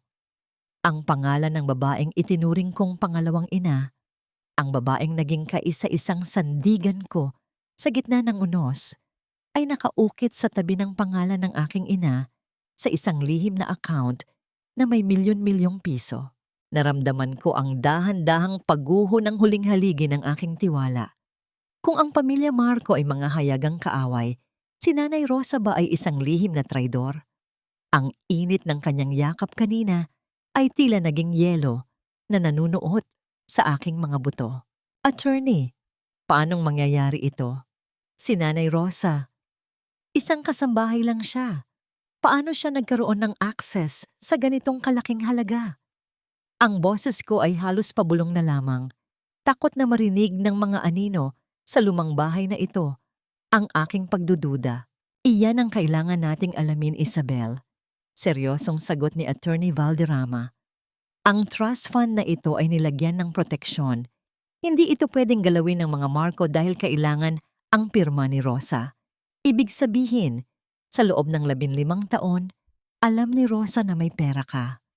Alam niyang hindi mo kailangang magpaalipin sa mga Marco, pero nanahimik siya. Isang matalim na sakit ang gumuhit sa aking dibdib. Mas masakit pa ito kaysa sa pagtataksil ni Marco. Ang pagtataksil ng isang mahal sa buhay ay parang isang lason na dahan-dahang pumapatay sa bawat magandang alaala. Naalala ko ang mga gabing umiiyak ako sa kandungan ni Nanay Rosa dahil sa hirap ng trabaho at pang-aapi ni Donna Aurora. Bakit niya hinayaang mangyari iyon? Bakit niya ako pinanood na magdusa habang hawak niya ang susi sa aking kalayaan? Hindi ko na narinig ang susunod na sinabi ng abogado dahil ang aking atensyon ay naagaw ng isang ingay sa labas. Ang tunog ng mga gulong ng sasakyan na dumidiin sa basang lupa ay nagpapahiwatig na may dumating. At kasabay nito, ang pagbukas ng pinto ng bahay na lumikha ng isang mahabang ungol ng lumang kahoy. Pumasok si Nanay Rosa, may dalang mainit na tsa. Ang kanyang mukha ay puno ng dati ring pagmamahal, ngunit sa pagkakataong ito, ang bawat kunot sa kanyang noo ay tila naging mga marka ng lihim para sa akin. Anak, uminom ka muna. Kanina ka pa nanginginig. Malambing niyang sabi. Dahan-dahan kong iniharap sa kanya ang dokumento. Ang katahimikan sa pagitan naming dalawa ay naging kasing bigat ng isang hatol ng kamatayan. Nakita ko ang panlalaki ng kanyang mga mata at ang dahan-dahang pagbitaw ng kanyang kamay sa tray na hawak niya. Ang tunog ng pagbagsak ng mga baso at ang pagtilamsik ng mainit na tsaa sa sahig ay tila isang pagsabog sa gitna ng aming paghaharap. Bakit, Nay? Bakit niyo ito itinago sa akin? Ang bawat salita ko ay tila may kasamang dugo. Habang tinatawag akong ulila at basura ng mga Marco, habang nagpapakapagod ako para sa bawat sentimong kinakain natin, bakit niyo ako hinayaang mabulok sa impyernong iyon kung may paraan naman pala para makalaya ako? Napaluhod si Nanay Rosa sa gitna ng mga basag na kristal. Ang kanyang mga luha ay mabilis na umagos. Basang-basa ang kanyang mga pisngi na tila ba ang lahat ng kanyang itinatago ay tuluyan ng bumaha. Isabel, Anak, patawarin mo ako. Ginawa ko lang yon para protektahan ka. Hikbi niya, ang kanyang boses ay tila isang huling pagsusumamo. Kung nalaman ng mga Marco ang tungkol sa perang ito, noong bata ka pa, hindi ka lang nila nanakawan. Papatayin ka nila, gaya ng ginawa nila sa mga magulang mo. Kailangan mong maging malakas. Kailangan mong matutong lumaban gamit ang sarili mong talino bago mo makuha ang yaman na ito. Isang mapait na tawa ang kumawala sa aking mga labi. Proteksyon? Ang proteksyon niyo ba ay ang panonood sa akin habang niyuyurakan ang dangal ko araw-araw? Ang proteksyon niyo ba ay ang hayaan akong pakasalan ang lalaking pumatay sa mga magulang ko? Hindi ko alam na pakakasalan mo si Marco. Sigaw ni Nanay Rosa. Sinubukan kitang pigilan, Isabel, pero ang pag-ibig mo ang nagbulag sa'yo. Ang perang ito ang huling alas na iniwan ng nanay mo para sa sandaling handa ka na. At ngayon, anak, handa ka na. Bago pa man ako makasagot, ang cellphone ni Attorney Valderrama ay biglang tumunog. Mabilis niya itong sinagot at ang kanyang mukha ay lalong naging seryoso. Isabel, kailangan nating umalis ngayon din, sabi ng abogado habang mabilis na nililigpit ang mga papel. Nagkagulo sa kumpanya. Ang mga tauhan ni Marco ay pilit na pinapasok ang main server room para burahin ang lahat ng traces ng fraud.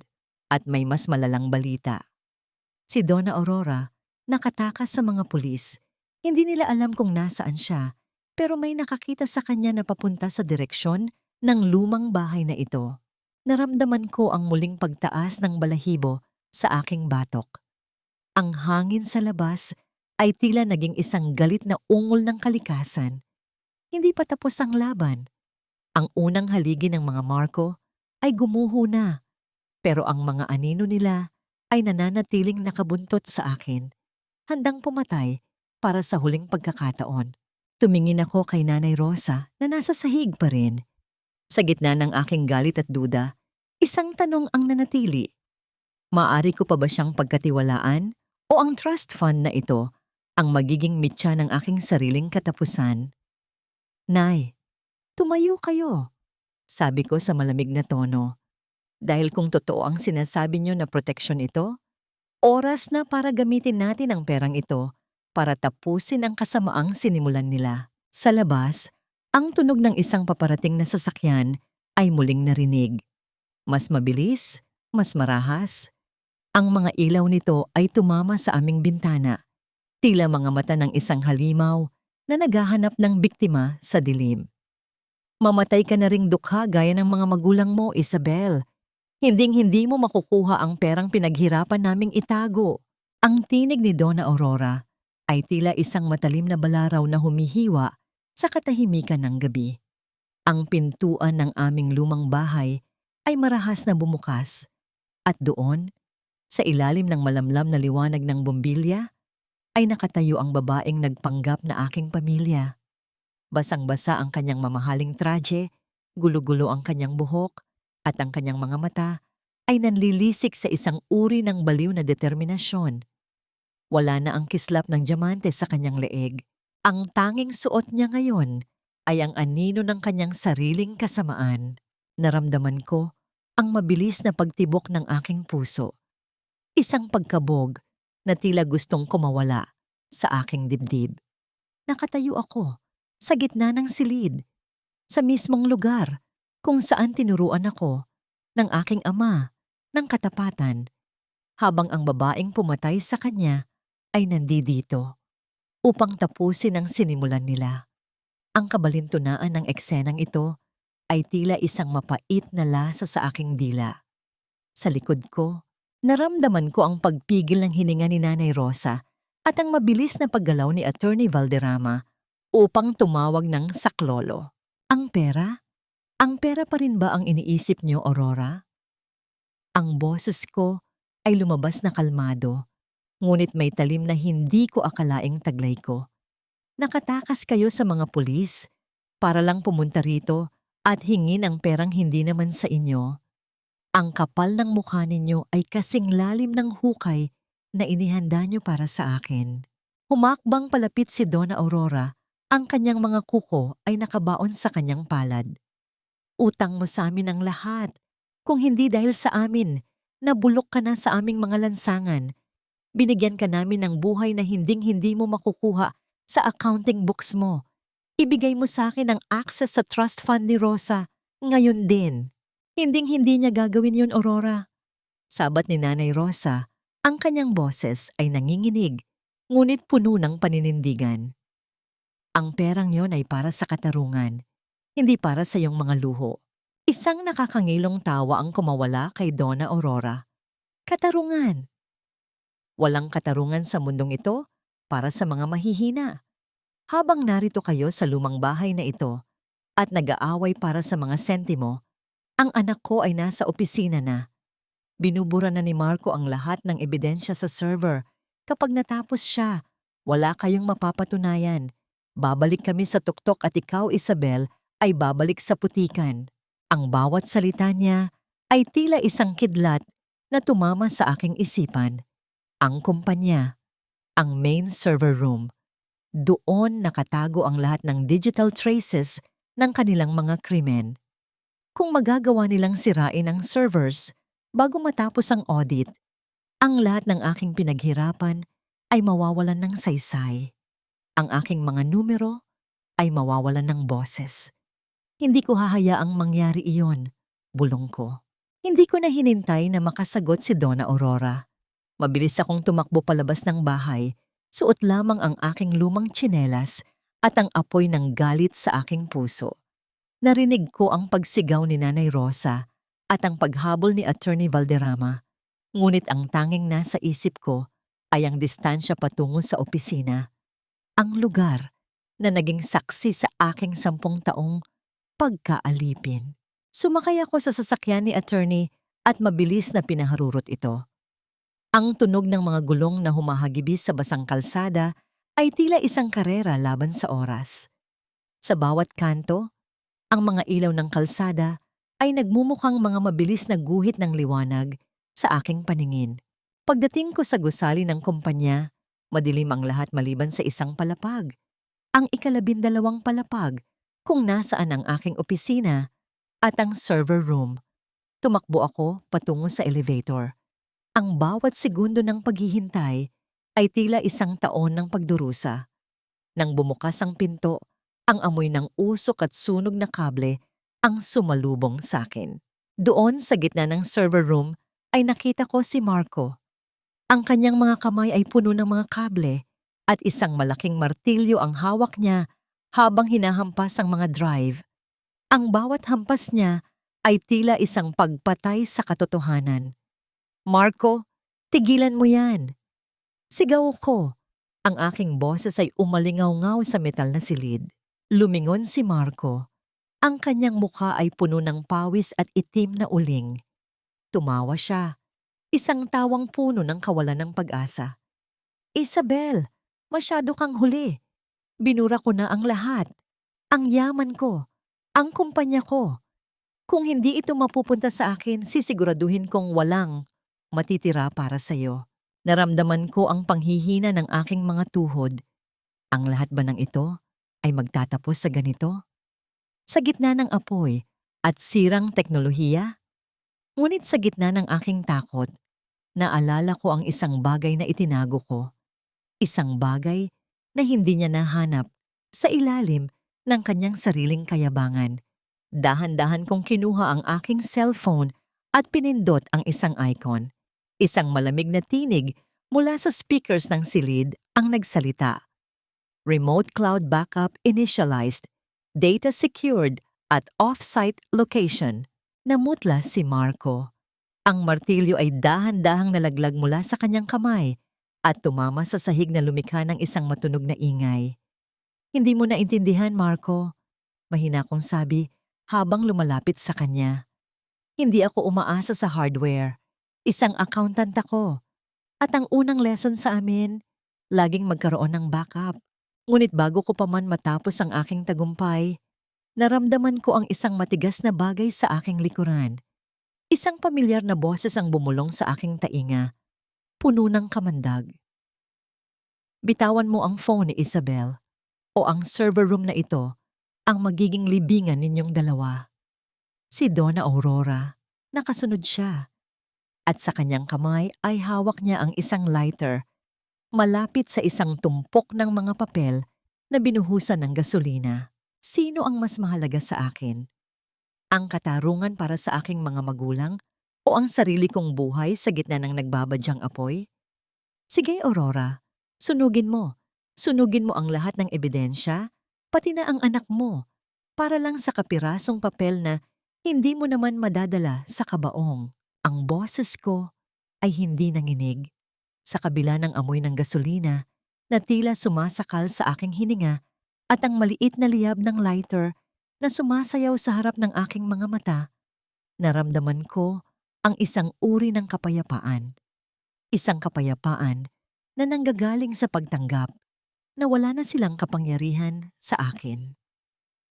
Ang bawat patak ng pawis ni Marco at ang nanlilisik na mga mata ni Aurora ay mga marka na lamang ng isang desperadong pagkatalo. Akala mo ba ay nagbibiro ako, Isabel?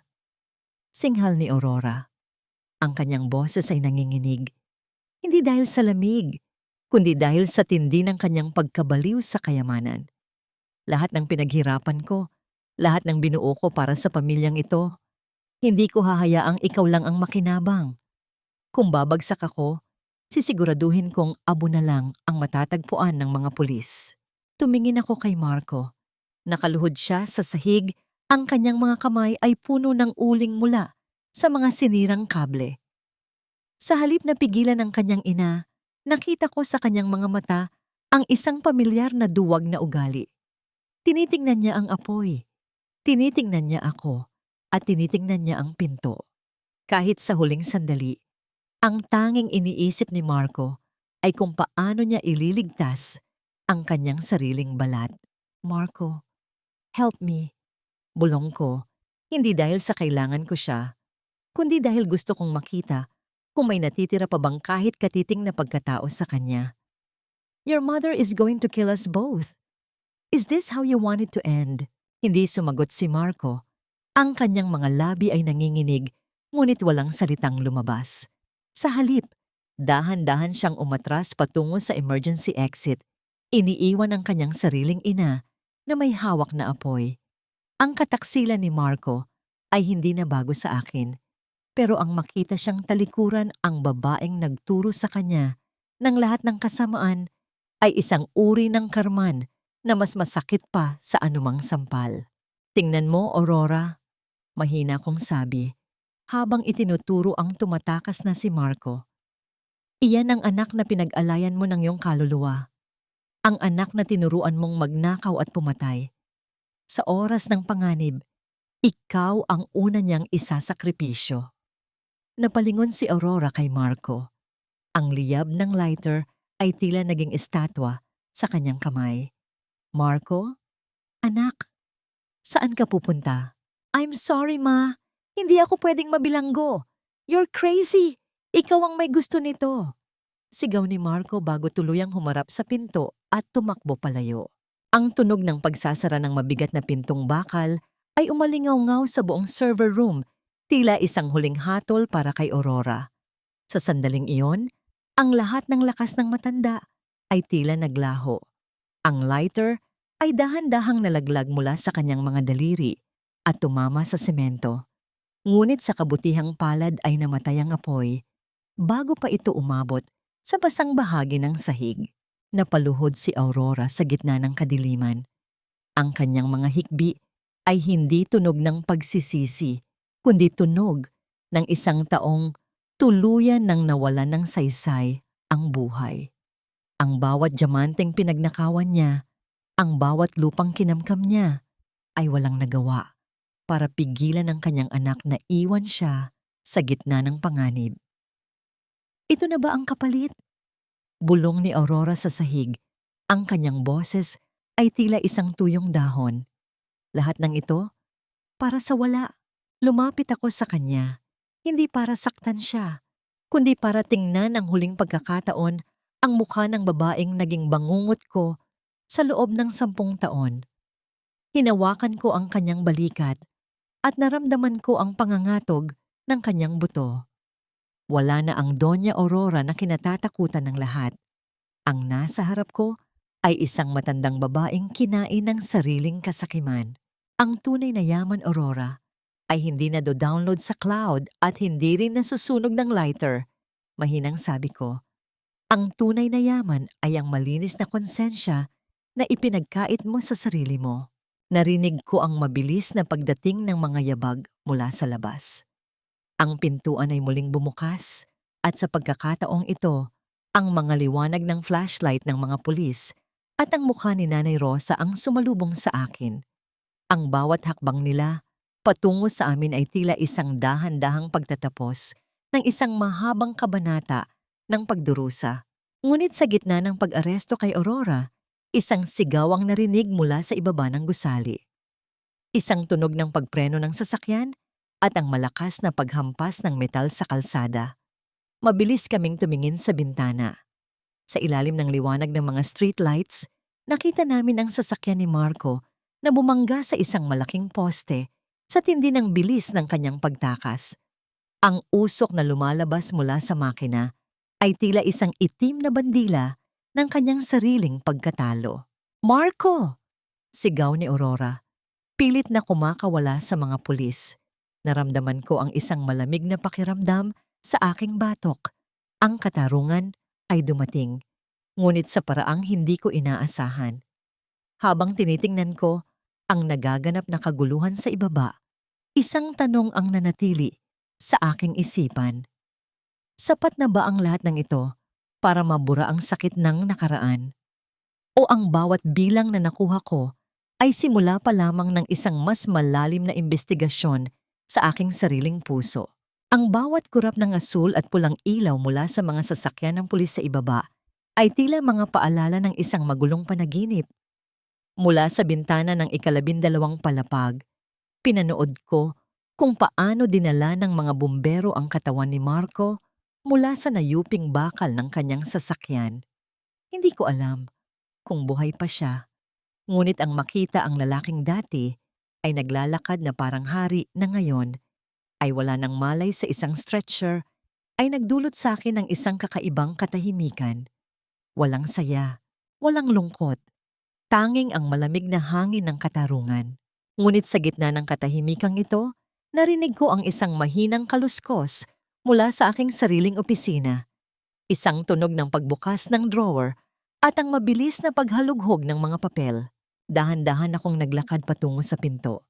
Doon, sa ilalim ng maliit na emergency light, nakita ko si Sophie. Wala na ang kanyang poise. Gulo-gulo ang kanyang buhok at mabilis niyang isinisilid ang ilang mga alahas at bundles ng cash sa kanyang designer bag, mga gamit na halatang kinuha niya mula sa vault ni Marco sa gitna ng kaguluhan. "You're leaving so soon, Sophie? Hindi mo man lang ba hihintayin ang medical report ng honey mo?" Ang boses ko ay kalmado, ngunit ang talim nito ay tila isang hagupit sa madilim na silid. Napatalon si Sophie sa gulat. Nabitawan niya ang ilang piraso ng pera na dahan-dahang naglaglagan sa sahig na tila mga tuyong dahon. Tumingin siya sa akin nang may halong takot at panlalait. "Isabel, I was just getting my things. Marco owed me this. Niloko niya ako." Sabi niya, "He's already filing for an annulment at sa akin na mapupunta ang lahat." Ang boses niya ay nanginginig sa desperasyon. Hindi ko alam na wala na pala siyang pera. "He's a loser, just like you." Isang mapait na tawa ang kumawala sa aking mga labi habang dahan-dahan akong lumalapit sa kanya. Ang bawat hakbang ko ay tila isang bilang ng kanyang pagkatalo. Ang pagkakaiba natin, Sophie, ay alam ko kung kailan ang isang account ay bankrupt na. You invested everything in a man who had nothing but a borrowed name. Sabi ko habang tinitingnan ang bag na puno ng ninakaw niyang gamit. And those? Ang mga alahas at perang yan, hindi mo na madadala yan sa labas ng gusaling ito. You can't stop me, Isabel. Accountant ka lang. I have friends in high places. Sigaw niya, pilit na itinatago ang kanyang takot sa likod ng kanyang pekeng tapang. Correction, Sophie. I am the receiver appointed by the court. Ang lahat ng nasa loob ng silid na ito, kabilang ang bag mo, ay nasa ilalim ng aking kustodya. Kinuha ko ang aking cellphone at ipinakita ang live feed mula sa security cameras na kanina ko pa inirecord. At ang mga friends mo, sila ang unang tumalikod kay Marco nang malaman nilang hawak ko na ang bawat transaction record nila. You're alone, Sophie. Just like Aurora. Just like Marco. Nanginig ang mga labi ni Sophie. Ang kanyang mga mata ay nagpagala-gala sa silid, naghahanap ng matatakbuhan, ngunit ang pintuan ay nabarahan na ng 2 opisyal ng pulis na kanina pa nakikinig. Wait! Isabel, please! We're both victims here. Marco used us. Pilit na pagmamakaawa niya dahan-dahang lumuluhod sa harap ko. Isang eksenang dati ay pinapangarap kong makita, ngunit ngayon ay nagdulot lamang sa akin ng pagkasuklam. Hati tayo sa pera. Just let me go. I'll disappear, I promise. Huminga ako ng malalim. Dinaramdam ang bigat ng kanyang kasinungalingan. Ang huling sayaw mo ay tapos na, Sophie. At sa pagkakataong ito, walang palakpakan. Tanging ang tunog ng rehas ang maririnig mo. Habang pinupustahan ng mga pulis ang kanyang mga kamay, naramdaman ko ang pagbitaw ng huling hibla ng galit sa aking puso para sa babaeng ito. Siya ay biktima rin. Biktima ng kanyang sariling kasakiman at ng isang lalaking nanggamit ng lahat ng taong nakapaligid sa kanya. Pag-alis ng mga pulis kasama si Sophie, naiwan akong mag-isa sa aking opisina. Tumingin ako sa aking desk, sa tumpok ng mga folder na naging tanging kasama ko sa loob ng 10 taon. Kinuha ko ang aking wedding ring mula sa aking daliri. Ang sing-sing na dati ay sumisimbolo ng aking pangarap. Ngunit ngayon, ay tila isang mabigat na kadena na lamang. Inilapag ko ang sing-sing sa ibabaw ng audit report, isang malinis na pagtatapos. Ngunit bago ko tuluyang patayin ang mga ilaw, tumunog ang aking personal na cellphone. Isang unknown number. Isabel, ang boses sa kabilang linya ay malalim, seryoso at pamilyar. Isang boses na hindi ko narinig sa loob ng maraming taon. The auditors missed one thing. Ang perang kinuha ni Aurora sa insurance ng mga magulang mo. Hindi lang yun pambili ng kumpanya. May isang malaking tipak ng yaman na inilagay sa isang trust fund sa pangalan mo. Pero may kondisyon. Kailangan mong mahanap ang orihinal na titulo ng lupa na itinago ng tatay mo sa loob ng lumang simbahan sa inyong baryo. Nanigas ang aking buong katawan. Sino ang taong ito? At bakit niya alam ang tungkol sa aking tatay? Sino ito? Tanong ko. Ang boses ko ay halos pabulong na lamang. Isang kaibigan na matagal nang naghihintay na magising ka. Ang laban mo, Isabel. Simula pa lang ito. Namamatay ang tawag bago pa man ako makapagsalita. Ang katahimikan sa opisina ay naging kasing bigat ng isang bagong misteryo. Tumingin ako sa labas, sa abot tanaw, kung saan nagsisimula nang sumikat ang araw. Ang gabi ng aking paghihiganti ay tapos na. Ngunit ang bukang liwayway ng aking tunay na nakaraan ay tila mas nakakatakot pa sa anumang audit report.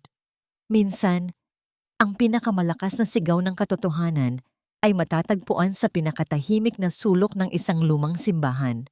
Ang boses na yon mula sa telepono ay tila isang multong sumasabay sa ihip ng hangin habang binabaybay namin ni Nanay Rosa ang daan patungo sa aming lumang baryo. Ang bawat pag-alon ng sasakyan sa bakubakong kalsada ay tila isang paghukay sa mga alaalang matagal ko nang ibinaon. Ang ulan ay tumigil na, ngunit ang amoy ng basang lupa at ang halimuyak ng mga bulaklak ng kalachuchi ay nagdadala sa akin pabalik sa panahong ang tanging problema ko lang ay ang paghabol sa mga paru-paro sa bukid.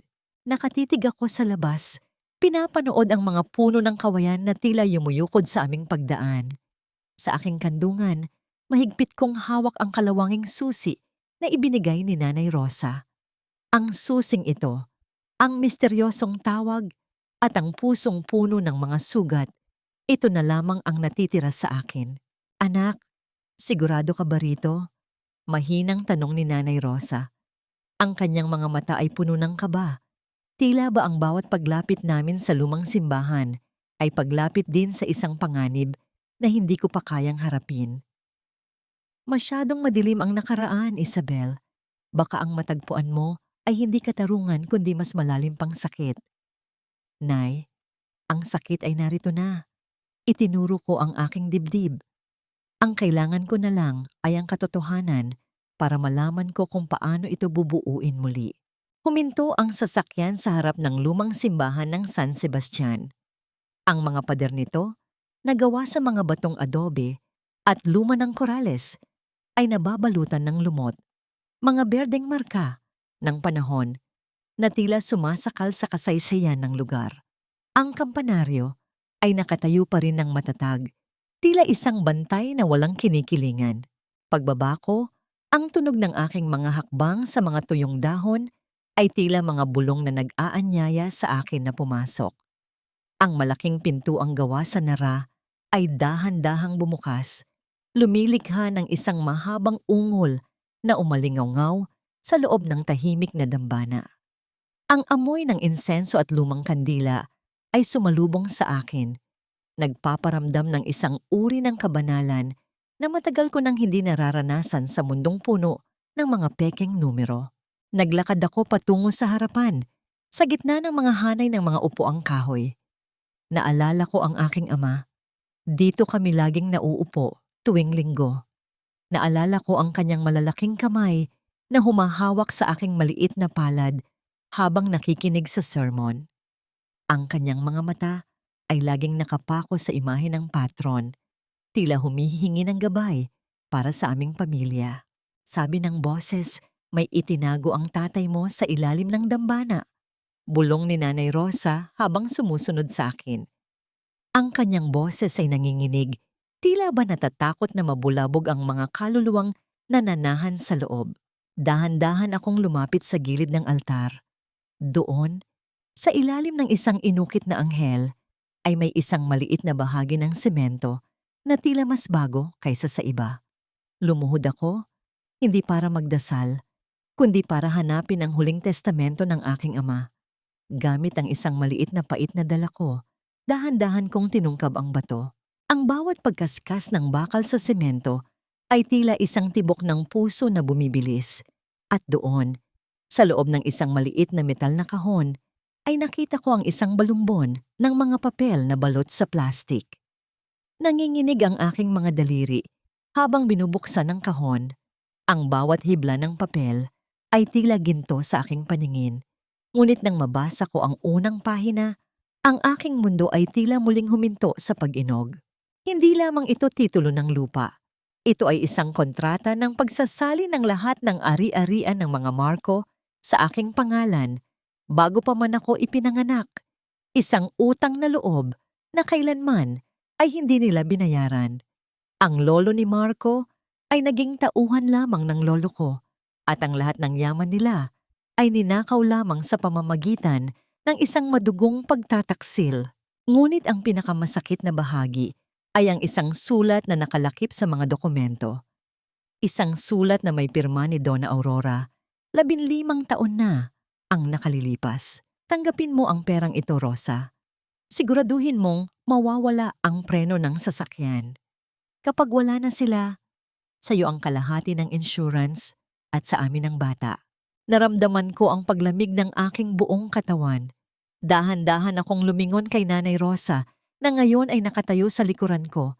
Ang kanyang mukha ay hindi na puno ng pag-aalala, kundi ng isang malamig at nakakatakot na katahimikan. Nay, bakit?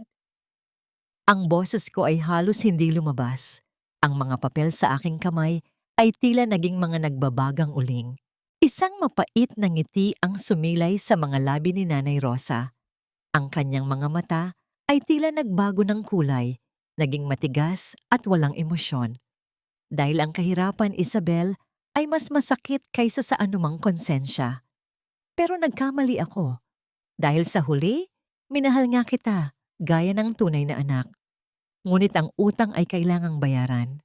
Sa labas ng simbahan, narinig ko ang mabilis na paghinto ng isang sasakyan, isang tunog ng mga yabag na mabilis na lumalapit. Ang boses ng lalaki mula sa telepono ay muling umalingaw-ngaw, ngunit sa pagkakataong ito, hindi sa speaker, kundi sa mismong pintuan ng simbahan. Iwan mo ang mga papel, Isabel. Oras na para harapin ang tunay na may-ari ng iyong buhay. Tumingin ako sa pinto. Nakatayo roon ang isang lalaking nakasuit, may hawak na baril, at sa kanyang tabi ay si Marco na may mga benda pa sa ulo, ngunit may ngising tila isang demonyong muling nabuhay. Akala mo ba ay ganoon lang kadaling ubusin ang mga Marco, Isabel? Ang boses ni Marco ay paos ngunit puno ng lason. Accounting is about balance. At ngayong gabi, ang buhay mo ang pambayad sa lahat ng kinuha mo sa akin. Nabitawan ko ang mga dokumento. Ang mga papel ay nagkalat sa sahig ng simbahan, tila mga patunay ng isang katarungang tila muli na namang kukunin sa akin. Sa gitna ng dambana, sa pagitan ng isang traidor na yaya at isang asawang mamamatay tao, naramdaman ko ang tunay na kahulugan ng pag-iisa. Paano ka lalaban kung ang mismong taong nagpalaki sa iyo ang siyang humukay ng iyong libingan? Ang pag-ibig, Isabel, ay isang luho na hindi kayang bayaran ng isang taong walang laman ng sikmura. Huwag mo akong husgahan na tila ba ang iyong mga kamay ay hindi nadungisan ng mga numerong ninakaw mo rin sa katahimikan ng iyong mga gabi. Ang boses ni Nanay Rosa ay hindi na ang malambing na tinig na nagpapatulog sa akin noon. Ito ay naging tuyo, matigas, at kasing lamig ng mga batong adobe na nakapaligid sa amin sa loob ng simbahang ito. Nakatayo siya sa pagitan ko at ng dambana. Ang susing hawak ko kanina ay nasa kanyang palad na, tila isang simbolo ng kapangyarihang muli niyang inagaw. Ang bawat salita niya ay parang isang hampas ng latigo sa aking kaluluwa. Ang taong itinuring kong huling kanlungan ay siya palang unang arkitekto ng aking pagkaulila. Naramdaman ko ang pagguho ng aking mundo, isang uri ng pagkawasak na mas matindi pa sa anumang financial collapse na na-audit ko. Ang bawat alaala ng kanyang pag-aalaga, ang paghaplos sa aking buhok, ang pagluluto ng paborito kong sopas, ang mga dasal na inalay niya para sa aking kaligtasan, ay tila mga piraso ng bubog na sumusugat sa aking puso. Paano nagawang itago ng isang tao ang ganoong kalaking kasamaan sa likod ng isang mapagmahal na mukha? Nay, bakit niyo ginagawa ito? Ang boses ko ay halos pabulong na lamang, pilit na kumakawala sa gitna ng aking panginginig. Lahat ng ito, ang 10 taon ko sa mga Marco, pinanood niyo akong saktan nila habang hawak niyo ang katotohanan? Dahil kailangan, Isabel, singal ni Rosa, ang kanyang mga mata ay nanlilisik sa ilalim ng malamlam na liwanag ng altar. Akala mo ba ay madaling mabuhay na may dalang sikreto? Ang bawat sentimong ibinigay ni Aurora ay ginamit ko para sa iyo. Pero ang kasakiman nila ay walang hanggan at ang katarungan na hinahanap mo ay magdadala lamang sa ating lahat sa hukay. Sa likuran ko, narinig ko ang mahinang halakhak ni Marco. Ang tunog ng kanyang mga hakbang sa sahig na bato ay tila isang babala ng dumarating na kamatayan. Kahit may mga benda sa kanyang ulo at hirap sa paglalakad dahil sa aksidente, ang kanyang muka ay puno pa rin ng nakakatakot na kayabangan. Sa kanyang tabi ay ang misteryosong lalaki, si Attorney Simon, ang kanang kamay ni Donna Aurora na matagal na palang naglalaro sa magkabilang panig. Isang madamdaming reunion, asawa ko, sabi ni Marco. Ang boses ay puno ng lason. Akala mo ba ay ikaw lang ang marunong mag-backup ng files? Attorney Simon here was the one who called you. He led you here like a lamb to the slaughter. We needed those documents, Isabel. Ang orihinal na titulo at ang confession letter ni Papa. Yan lang ang tanging hadlang para makuha namin ang bawat sentimo ng yaman na dapat ay sa amin. Hindi sa inyo ang yamang ito, Marco. Sigaw ko. Pilit na itinatayo ang aking sarili sa kabila ng panghihina ng aking mga tuhod. Ninanakaw niyo ang pawis at dugo ng mga magulang ko. At ngayon, pati ang simbahang ito ay dinudungisan ninyo ng inyong mga presensya. Ang simbahan ay para sa mga makasalanan, Isabel, at tayong lahat dito ay marumi. Muling hirit ni Marco habang dahan-dahang inilalabas ang isang maliit na baril mula sa kanyang bulsa. Ibigay mo ang mga papel, ngayon din. O sisiguraduhin kong ang dambanang ito ang huling bagay na makikita ng iyong mga mata. Sa sandaling iyon, ang katahimikan ng simbahan ay nabasag ng isang malakas na kulog mula sa labas. Ang kidlat ay gumuhit sa mga bintana, nagbibigay ng isang nakakangilong liwanag na nagpakita sa anino ng aming mga sarili sa pader. Tumingin ako kay Nanay Rosa. Ang kanyang mga kamay ay nanginginig habang hawak ang mga dokumento. May isang bahagi ng kanyang mukha na tila nagsisisi, ngunit ang takot kay Marco ay mas matimbang.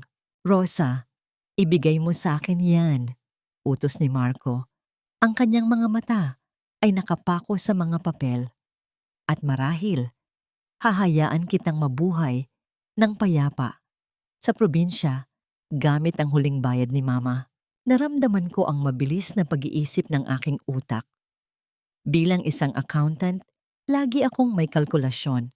Sa bawat panganib, may isang butas. Tumingin ako sa paligid. Ang mga kandila sa gilid ng altar ay dahan-dahang nauubos, ngunit ang init nito ay nagbigay sa akin ng isang ideya.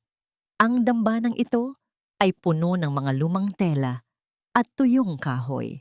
Wag, Nay, pakiusap ko kay Rosa. Kung ibibigay niyo sa kanila yan, wala na tayong takas. Papatayin nila tayo pareho dahil tayo ang huling saksi sa kanilang mga krimen. Alam niyo kung paano mag-isip ang mga Marco. Wala silang tinatira. Nag-alinlangan si Rosa. Tumingin siya sa akin at pagkatapos ay kay Marco. Ang pawis sa kanyang noo ay dumadaloy na sa kanyang mga mata. Sa gitna ng tensyon, isang ginintuang sandali ang sumagi sa aking isipan. Ang alaala ng aking ina na nagdarasal sa tapat ng imaheng ito. Humihiling ng proteksyon para sa kanyang kaisa-isang anak. Naramdaman ko ang isang uri ng lakas na hindi nanggagaling sa aking kalamnan, kundi sa aking paninindigan. Ibigay mo na, Rosa, sigaw ni Marco, at dahan-dahang itinutok ang baril sa direksyon ko. 1, 2, bago pa man makabilang si Marco ng 3, isang marahas na hangin ang pumasok mula sa mga bintanang nabasag dahil sa lakas ng bagyo sa labas. Ang mga kandila ay natumba at ang apoy ay dahan-dahang dumikit sa mahabang kurtina ng altar. Sa gitna ng biglaang liwanag at usok, mabilis akong kumilos. Sinunggaban ko ang mga papel mula sa kamay ni Rosa at tumakbo patungo sa madilim na sulok ng kampanaryo. Habulin niyo siya! Sigaw ni Marco. Ang kanyang boses ay tila isang galit na hayop. Ang tunog ng mga yabag sa hagdan ng kahoy ng kampanaryo ay tila mga dagundong ng kamatayan. Sa bawat hakbang ko pa itaas, ang bawat hininga ko ay puno ng usok at takot. Ngunit sa bawat baitang, isang pangako ang ibinubulong ko sa aking sarili. Hindi ako susuko. Hindi rito magtatapos ang kwento ng mga magulang ko. Pagdating ko sa itaas, sa tapat ng malaking kampana, naramdaman ko ang lakas ng hangin mula sa labas. Wala na akong matatakbuhan. Sa ibaba, nakita ko si Marco at si Attorney Simon na papalapit. Ang kanilang mga mukha ay puno ng puot. Wala ka nang mapupuntahan, Isabel. Tawa ni Marco habang itinataas ang baril. Ibagsak mo ang mga papel o tatalon ka diyan. Tiningnan ko ang mga dokumento sa aking kamay at pagkatapos ay ang malalim na bangin sa labas ng kampanaryo. Isang malamig na katanungan ang namuo sa aking isipan. Hanggang saan mo kayang isakripisyo ang iyong sarili para sa isang katarungang tila ayaw kang tantanan ng dilim? Sa gitna ng panganib, isang pamilyar na tunog ang naririnig ko mula sa malayo. Ang tunog ng mga sirena ng pulis na dahan-dahang lumalapit. Ngunit sa tindi ng bagyo, tila ba sila ay milyon-milyong kilometro ang layo? Aabot ba sila bago tuluyang mapitpit ang huling pahina ng aking buhay? Ang bawat patak ng ulan na humahampas sa aking muka ay tila mga bala ng katotohanang dahan-dahang tumatapos sa aking pagkatao. Dito, sa itaas ng kampanaryo, kung saan ang langit at lupa ay tila nagtatagpo sa gitna ng puot ng bagyo, naramdaman ko ang tunay na kahulugan ng pagiging malaya. Hindi ito ang paglayang may dalang yaman o korona, kundi ang paglayang nanggagaling sa pagtanggap na wala na akong dapat patunayan sa mga taong kailanman ay hindi nakakita sa aking halaga. Isang hakbang pa, Marco, at sisiguraduhin kong ang mga papel na ito ay magiging abo kasabay ng pagbagsak ko sa lupang ito. Ang boses ko ay matatag, lumalaban sa ugong ng hangin na tila gustong tangayin ang aking natitirang lakas. Napatigil si Marco sa huling baitang ng hagdan. Ang kanyang mukha, na dati ay puno ng kapangyarihan, ay tila isang maskarang nanginginig sa takot. Takot na mawala ang tanging bagay na nagbibigay sa kanya ng karangalan. Sa likuran niya, si Attorney Simon ay dahan-dahang umaatras. Ang kanyang mga mata ay naghahanap ng paraan para makatakas habang ang mga sirena ng pulis ay dahan-dahang lumalakas, tila isang papalapit na hatol ng tadhana. Isabel, please, don't be dramatic. You're an accountant, you're logical. Think about the money. Hati tayo kahit anong gusto mo. Ang pagsusumamo ni Marco ay tila isang sirang plaka na wala nang talab sa aking puso. You're just hurt, honey. Alam ko, nagkamali ako, but we can fix this. Just give me those papers. Logical? Isang mapait na tawa ang kumawala sa aking mga labi. Isang tunog na mas masakit pa sa hagupit ng bagyo. Logical ako, Marco. Kaya alam ko ang value ng bawat bagay. At alam mo ba kung magkano ang halaga mo sa buhay ko ngayon? 0. Isang malaking zero na walang kahit anong decimal point ng pag-asa. Sa baba, narinig ko ang isang malakas na sigaw. Si Nanay Rosa. Tumakbo siya pa itaas. Ang kanyang mga mata ay puno ng pagsisisi at takot. Isabel, anak, huwag, patawarin mo ako. Huwag mong ituloy yan. Tumingin ako kay Nanay Rosa, ang babaeng nagnakaw ng aking nakaraan para sa kanyang sariling kaligtasan. Sa gitna ng kanyang mga luha, nakita ko ang bata sa loob ko na naghahanap pa rin ng kanyang yakap. Ngunit ang yakap na iyon ay may kasamang lason na kailangan ko nang ilabas sa aking sistema. Nay, ang pagpapatawad ay hindi ibinibigay sa mga taong patuloy na naninira ng buhay. Mahina kong sabi, sapat na para marinig niya sa gitna ng hangin. Pinili niyo ang pera kaysa sa katarungan. Ngayon, hayaan niyo ang perang iyon ang yumakap sa inyo sa gitna ng inyong pag-iisa. Biglang sumugod si Marco. Ang kanyang desperasyon ay humantong sa isang marahas na pag-abot sa mga papel. Naramdaman ko ang kanyang mga kamay na pilit na binubuksan ang aking mahigpit na pagkakahawak. Ang amoy ng kanyang pabango na dati ay nagpapakilig sa akin ay tila amoy na lamang ng isang nabubulok na bangkay. Sa gitna ng aming pagbubuno, ang malaking kampana ng simbahan ay tinamaan ng isang malakas na ihip ng hangin. Lumilikha ng isang nakakangilong tunog. Bang! Isang tunog na tila nagpagising sa buong baryo. Sa gulat ni Marco, nadulas ang kanyang paa sa basang kahoy ng kampanaryo. Ang kanyang kamay ay bumitaw sa akin at sa loob ng isang segundo, nakita ko ang takot sa kanyang mga mata. Ang takot ng isang haring nawalan ng trono.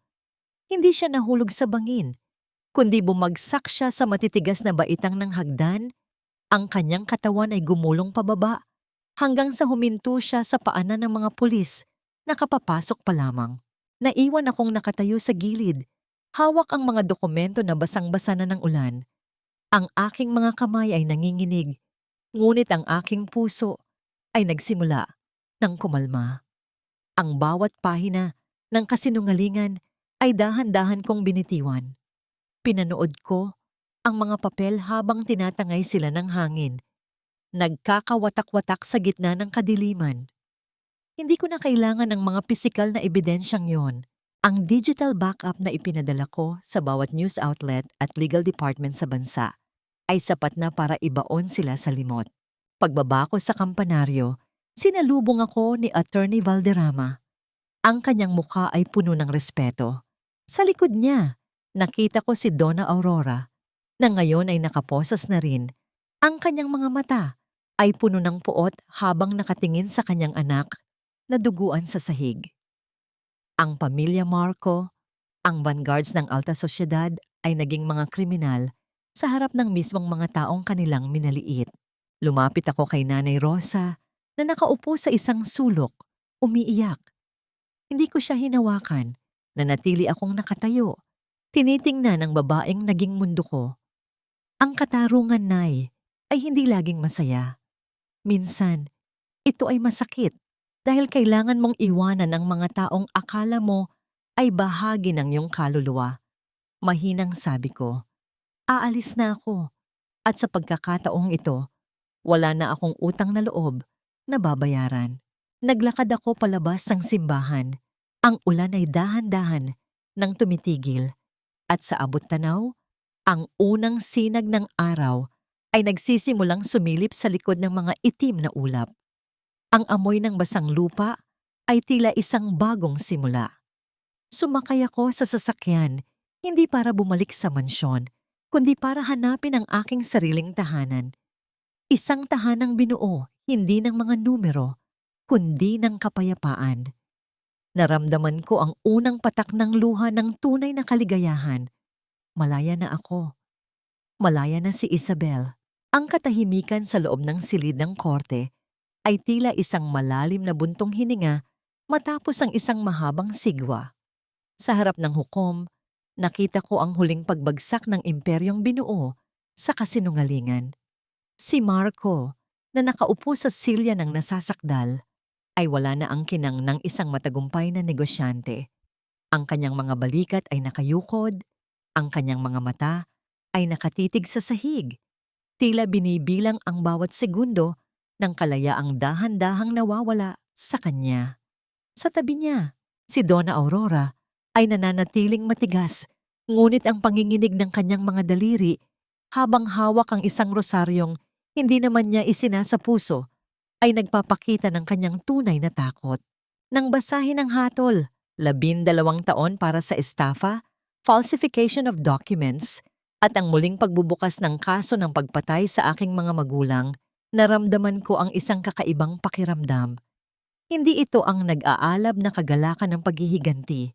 Ito ay isang malamig at malinis na kapayapaan.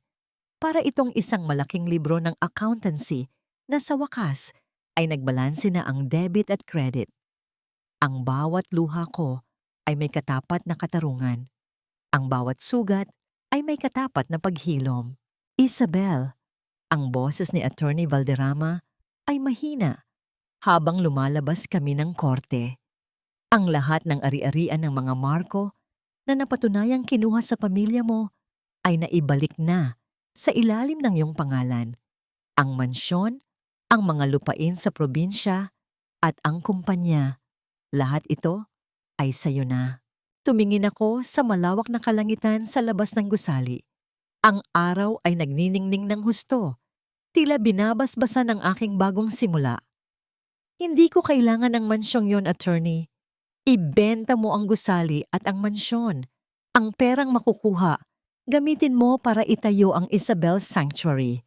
Isang pundasyon para sa mga kababaihang biktima ng domestic at financial abuse. Gusto kong ang bawat sentimong nanggaling sa sakit ay maging gamot para sa iba. Isang buwan matapos ang hatol, bumalik ako sa lumang bahay ng aking mga magulang. Ngunit sa pagkakataong ito, hindi ako nag-iisa. Kasama ko ang ilang mga arkitekto para ayusin ang bawat sulok ng tahanang ito. Hindi ko na kailangan ang ginto at diamante. Ang kailangan ko ay ang amoy ng sariwang pintura, ang tunog ng mga ibon sa labas, at ang alaala ng aking ama at ina na malaya ng nananahan sa aking puso. Naglakad ako patungo sa hardin. Doon, nakita ko ang isang maliit na puno ng mangga na itinanim ko kasama ang aking ama noong bata pa ako. Malaki na ito ngayon. Ang mga sanga nito ay malalabay at puno ng buhay. Hinaplos ko ang balat ng puno at naramdaman ko ang isang mainit na daloy ng enerhiya. Sa sandaling iyon, isang matandang babae ang dahan-dahang lumapit sa gate ng aming bakod. Si Nanay Rosa. Suot niya ang isang lumang saya. Ang kanyang muka ay tila tumanda ng 10 taon sa loob ng ilang linggo. Hindi siya pumasok. Nanatili siyang nakatayo sa labas. Ang kanyang mga kamay ay mahigpit na nakakapit sa rehas na bakal. Tumingin ako sa kanya at sa loob ng ilang segundo, nagtagpo ang aming mga mata. Wala nang galit sa aking puso. Tanging ang malungkot na pagtanggap na ang bawat tao ay may kanya-kanyang krus na kailangang pasanin. Anak, narito ako para magpaalam. Ang boses niya ay tinangay ng hangin, ngunit narinig ko ang bawat pantig. Aalis na ako sa baryong ito. Pupunta ako sa malayo kung saan wala nang nakakakilala sa akin. Hindi ko hinihiling na patawarin mo ako, Isabel. Hinihiling ko lang na maging masaya ka. Dahil iyon ang huling hiling ng nanay mo sa akin bago siya pumanaw. Dahan-dahan siyang tumalikod at naglakad palayo. Ang kanyang anino ay dahan-dahang naglaho sa abot tanaw. Hindi ko siya tinawag. Ang pagpapatawad ay isang proseso at alam ko na balang araw, matatagpuan ko rin ang lakas para tuluyang bitawan ang pait. Ngunit sa ngayon, ang sapat na sa akin ay ang katahimikan ng aking konsensya. Pumasok ako sa loob ng bahay at umupo sa aking bagong office. Wala nang mga makapal na folder ng fraud. Ang nasa harap ko ay ang budget plan para sa aking foundation. Kinuha ko ang aking paboritong panulat at nagsimulang magsulat. Ang bawat numero ay tila sumasayaw sa papel. Hindi na bilang mga armas ng digmaan, kundi bilang mga instrumento ng pag-asa. Naramdaman ko ang isang malambot na hangin na pumasok mula sa bintana. Tila isang haplos sa aking balikat. Napangiti ako. Sa unang pagkakataon sa loob ng 10 taon, tiningnan ko ang aking sarili sa salamin. Hindi ko nakita ang living calculator ni Marco. Hindi ko nakita ang ulilang pinulot sa lansangan. Ang nakita ko ay isang babaeng matatag, matalino, at higit sa lahat, malaya. Ang aking buhay ay may bago ng balanse. Ang nakaraan ay hindi na utang na dapat bayaran, kundi isang aral na nagpatibay sa aking pagkatao. Ngunit habang tinitingnan ko ang isang lumang sobre na naiwan sa ibabaw ng aking mesa, isang sobreng may tatak ng isang bangko mula sa ibang bansa, isang maliit na katanungan ang muling gumising sa aking isipan. Ang account na itinago ni Nanay Rosa ay may isa pang pangalang nakasulat sa likod. Isang pangalang ngayon ko lang napansin sa ilalim ng selyo. Gabriel Valderrama. Ang pangalan ng anak ni Attorney Valderrama, ang lalaking tahimik na tumutulong sa akin sa bawat hakbang ng aking laban. Bakit nakasabit ang pangalan niya sa trust fund ng aking ina? Mayroon pa bang bahagi ng aking nakaraan na sadyang itinago para sa aking kinabukasan? Tiningnan ko ang bintana, kung saan ang langit ay nagpapalit na ng kulay patungong ginto at rosas. Ang kwento ni Isabel ay hindi pa tapos. Simula pa lamang ito ng isang mas malalim na paglalakbay patungo sa tunay na pag-ibig. Ang dapit hapon ay nagbibigay ng isang ginintuang liwanag sa hardin ng Isabel Sanctuary. Mula sa aking bintana, pinagmamasdan ko ang mga kababaihang dahan-dahang muling natututong tumawa, ang mga batang malayang naglalaro sa damuhan na walang takot sa kanilang mga mata. Ang bawat sentimong kinuha ko mula sa mga marko ay nagkaroon na ng bagong buhay. Hindi na ito mga numero ng kasakiman, kundi mga binhi ng pag-asa. Sa loob ng 6 na buwan, ang bawat audit report na ginagawa ko ay hindi na para sa mga korporasyong magnanakaw, kundi para sa katarungan ng mga taong walang boses. Natutunan ko na ang tunay na balanse ng buhay ay hindi na susukat sa laki ng assets o liit ng liabilities, Ang tunay na balanse ay matatagpuan sa pagitan ng pagtanggap sa pait ng kahapon at ang lakas ng loob na yakapin ang bukas. Isang mahinang pagkatok sa pinto ang bumasag sa aking pagmuni-muni. Pumasok si Gabriel Valderrama. Hindi na siya ang misteryosong pangalan sa dokumento. Sa nakaraang mga buwan, naging kaisa-isa ko siyang sandigan sa pagtatayo ng pundasyong ito. Ang kanyang mga mata ay laging may dalang kapayapaan, isang uri ng katapatan na hindi ko kailanman naramdaman kay Marco. Isabel, tapos na ang huling transfer ng mga lupain sa probinsya, mahinahong sabi ni Gabriel habang inilalapag ang isang asul na folder sa aking mesa. Wala na silang kahit anong hawak. Ang pamilya Marco ay isa na lamang madilim na bahagi ng kasaysayan. Ngumiti ako sa kanya, isang ngiting hindi napilit. Salamat, Gabriel. At salamat sa pagtupad sa pangako ng tatay mo sa aking ina. Ngayon ko lang naintindihan na hindi pala ako kailanman naging tunay na mag-isa. Palagi kaming nakabantay sa iyo, Isabel, sagot ni Gabriel. At sa sandaling iyon, dahan-dahan niyang hinawakan ang aking kamay sa ibabaw ng mesa. Ang kanyang hawak ay hindi mapang-angkin, kundi mapagkalinga. Hinihintay lang namin na ikaw mismo ang kumuha ng susi ng iyong sariling kalayaan. Dahil ang katarungang ikaw ang humubog ay ang katarungang hinding-hindi na muling kukunin sa iyo. Naramdaman ko ang isang mahinahong pintig sa aking puso. Isang damdamin na matagal ko nang kinalimutan. Marahil, ang pag-ibig ay hindi kailangang maging marahas o puno ng mga mapanuring kondisyon. Ang tunay na pag-ibig ay tila isang tahimik na sapa na dahan-dahang humihilom sa mga sugat ng tuyong lupa. Nang hapon ding iyon, dinalaw ko ang puntod ng aking mga magulang. Inilapag ko ang isang pompon ng puting mga bulaklak sa ibabaw ng kanilang himlayan. Sa gitna ng katahimikan ng sementeryo, hindi na ako humihingi ng katarungan. Sa halip, ibinulong ko sa hangin ang isang pasasalamat. Tay, Nay, balanse na ang lahat. Mahina kong sabi habang hinahaplos ang malamig na marmol. Napatawad ko na ang sarili ko sa pananatili sa dilim. At sa wakas, malaya na ako sa utang na loob na kailanman ay hindi naging akin. Sa aking pagtayo, naramdaman ko ang paghinto ng huling bakas ng pait sa aking lalamunan. Napatawad ko na ba sila? Ang pagpapatawad ko ay hindi nangangahulugang tama ang kanilang ginawa, kundi ang pagtanggap na wala na silang kapangyarihang saktan ako. Nakita ko ang aking sariling refleksyon sa makintab na plaka ng kanilang puntod. Hindi na ako ang Isabel ang accountant ng mga Marco. Ako ay si Isabel, isang babaeng marunong bumilang ng kanyang sariling halaga. Ang aral na may iwan ko sa mundong ito ay simple. Ang katarungan ay maaring magtagal. Ang katotohanan ay maaring ibaon sa ilalim ng mga pekeng dokumento. At ang pagtataksil ay maaring magmula sa pinakamalalapit nating mahal sa buhay.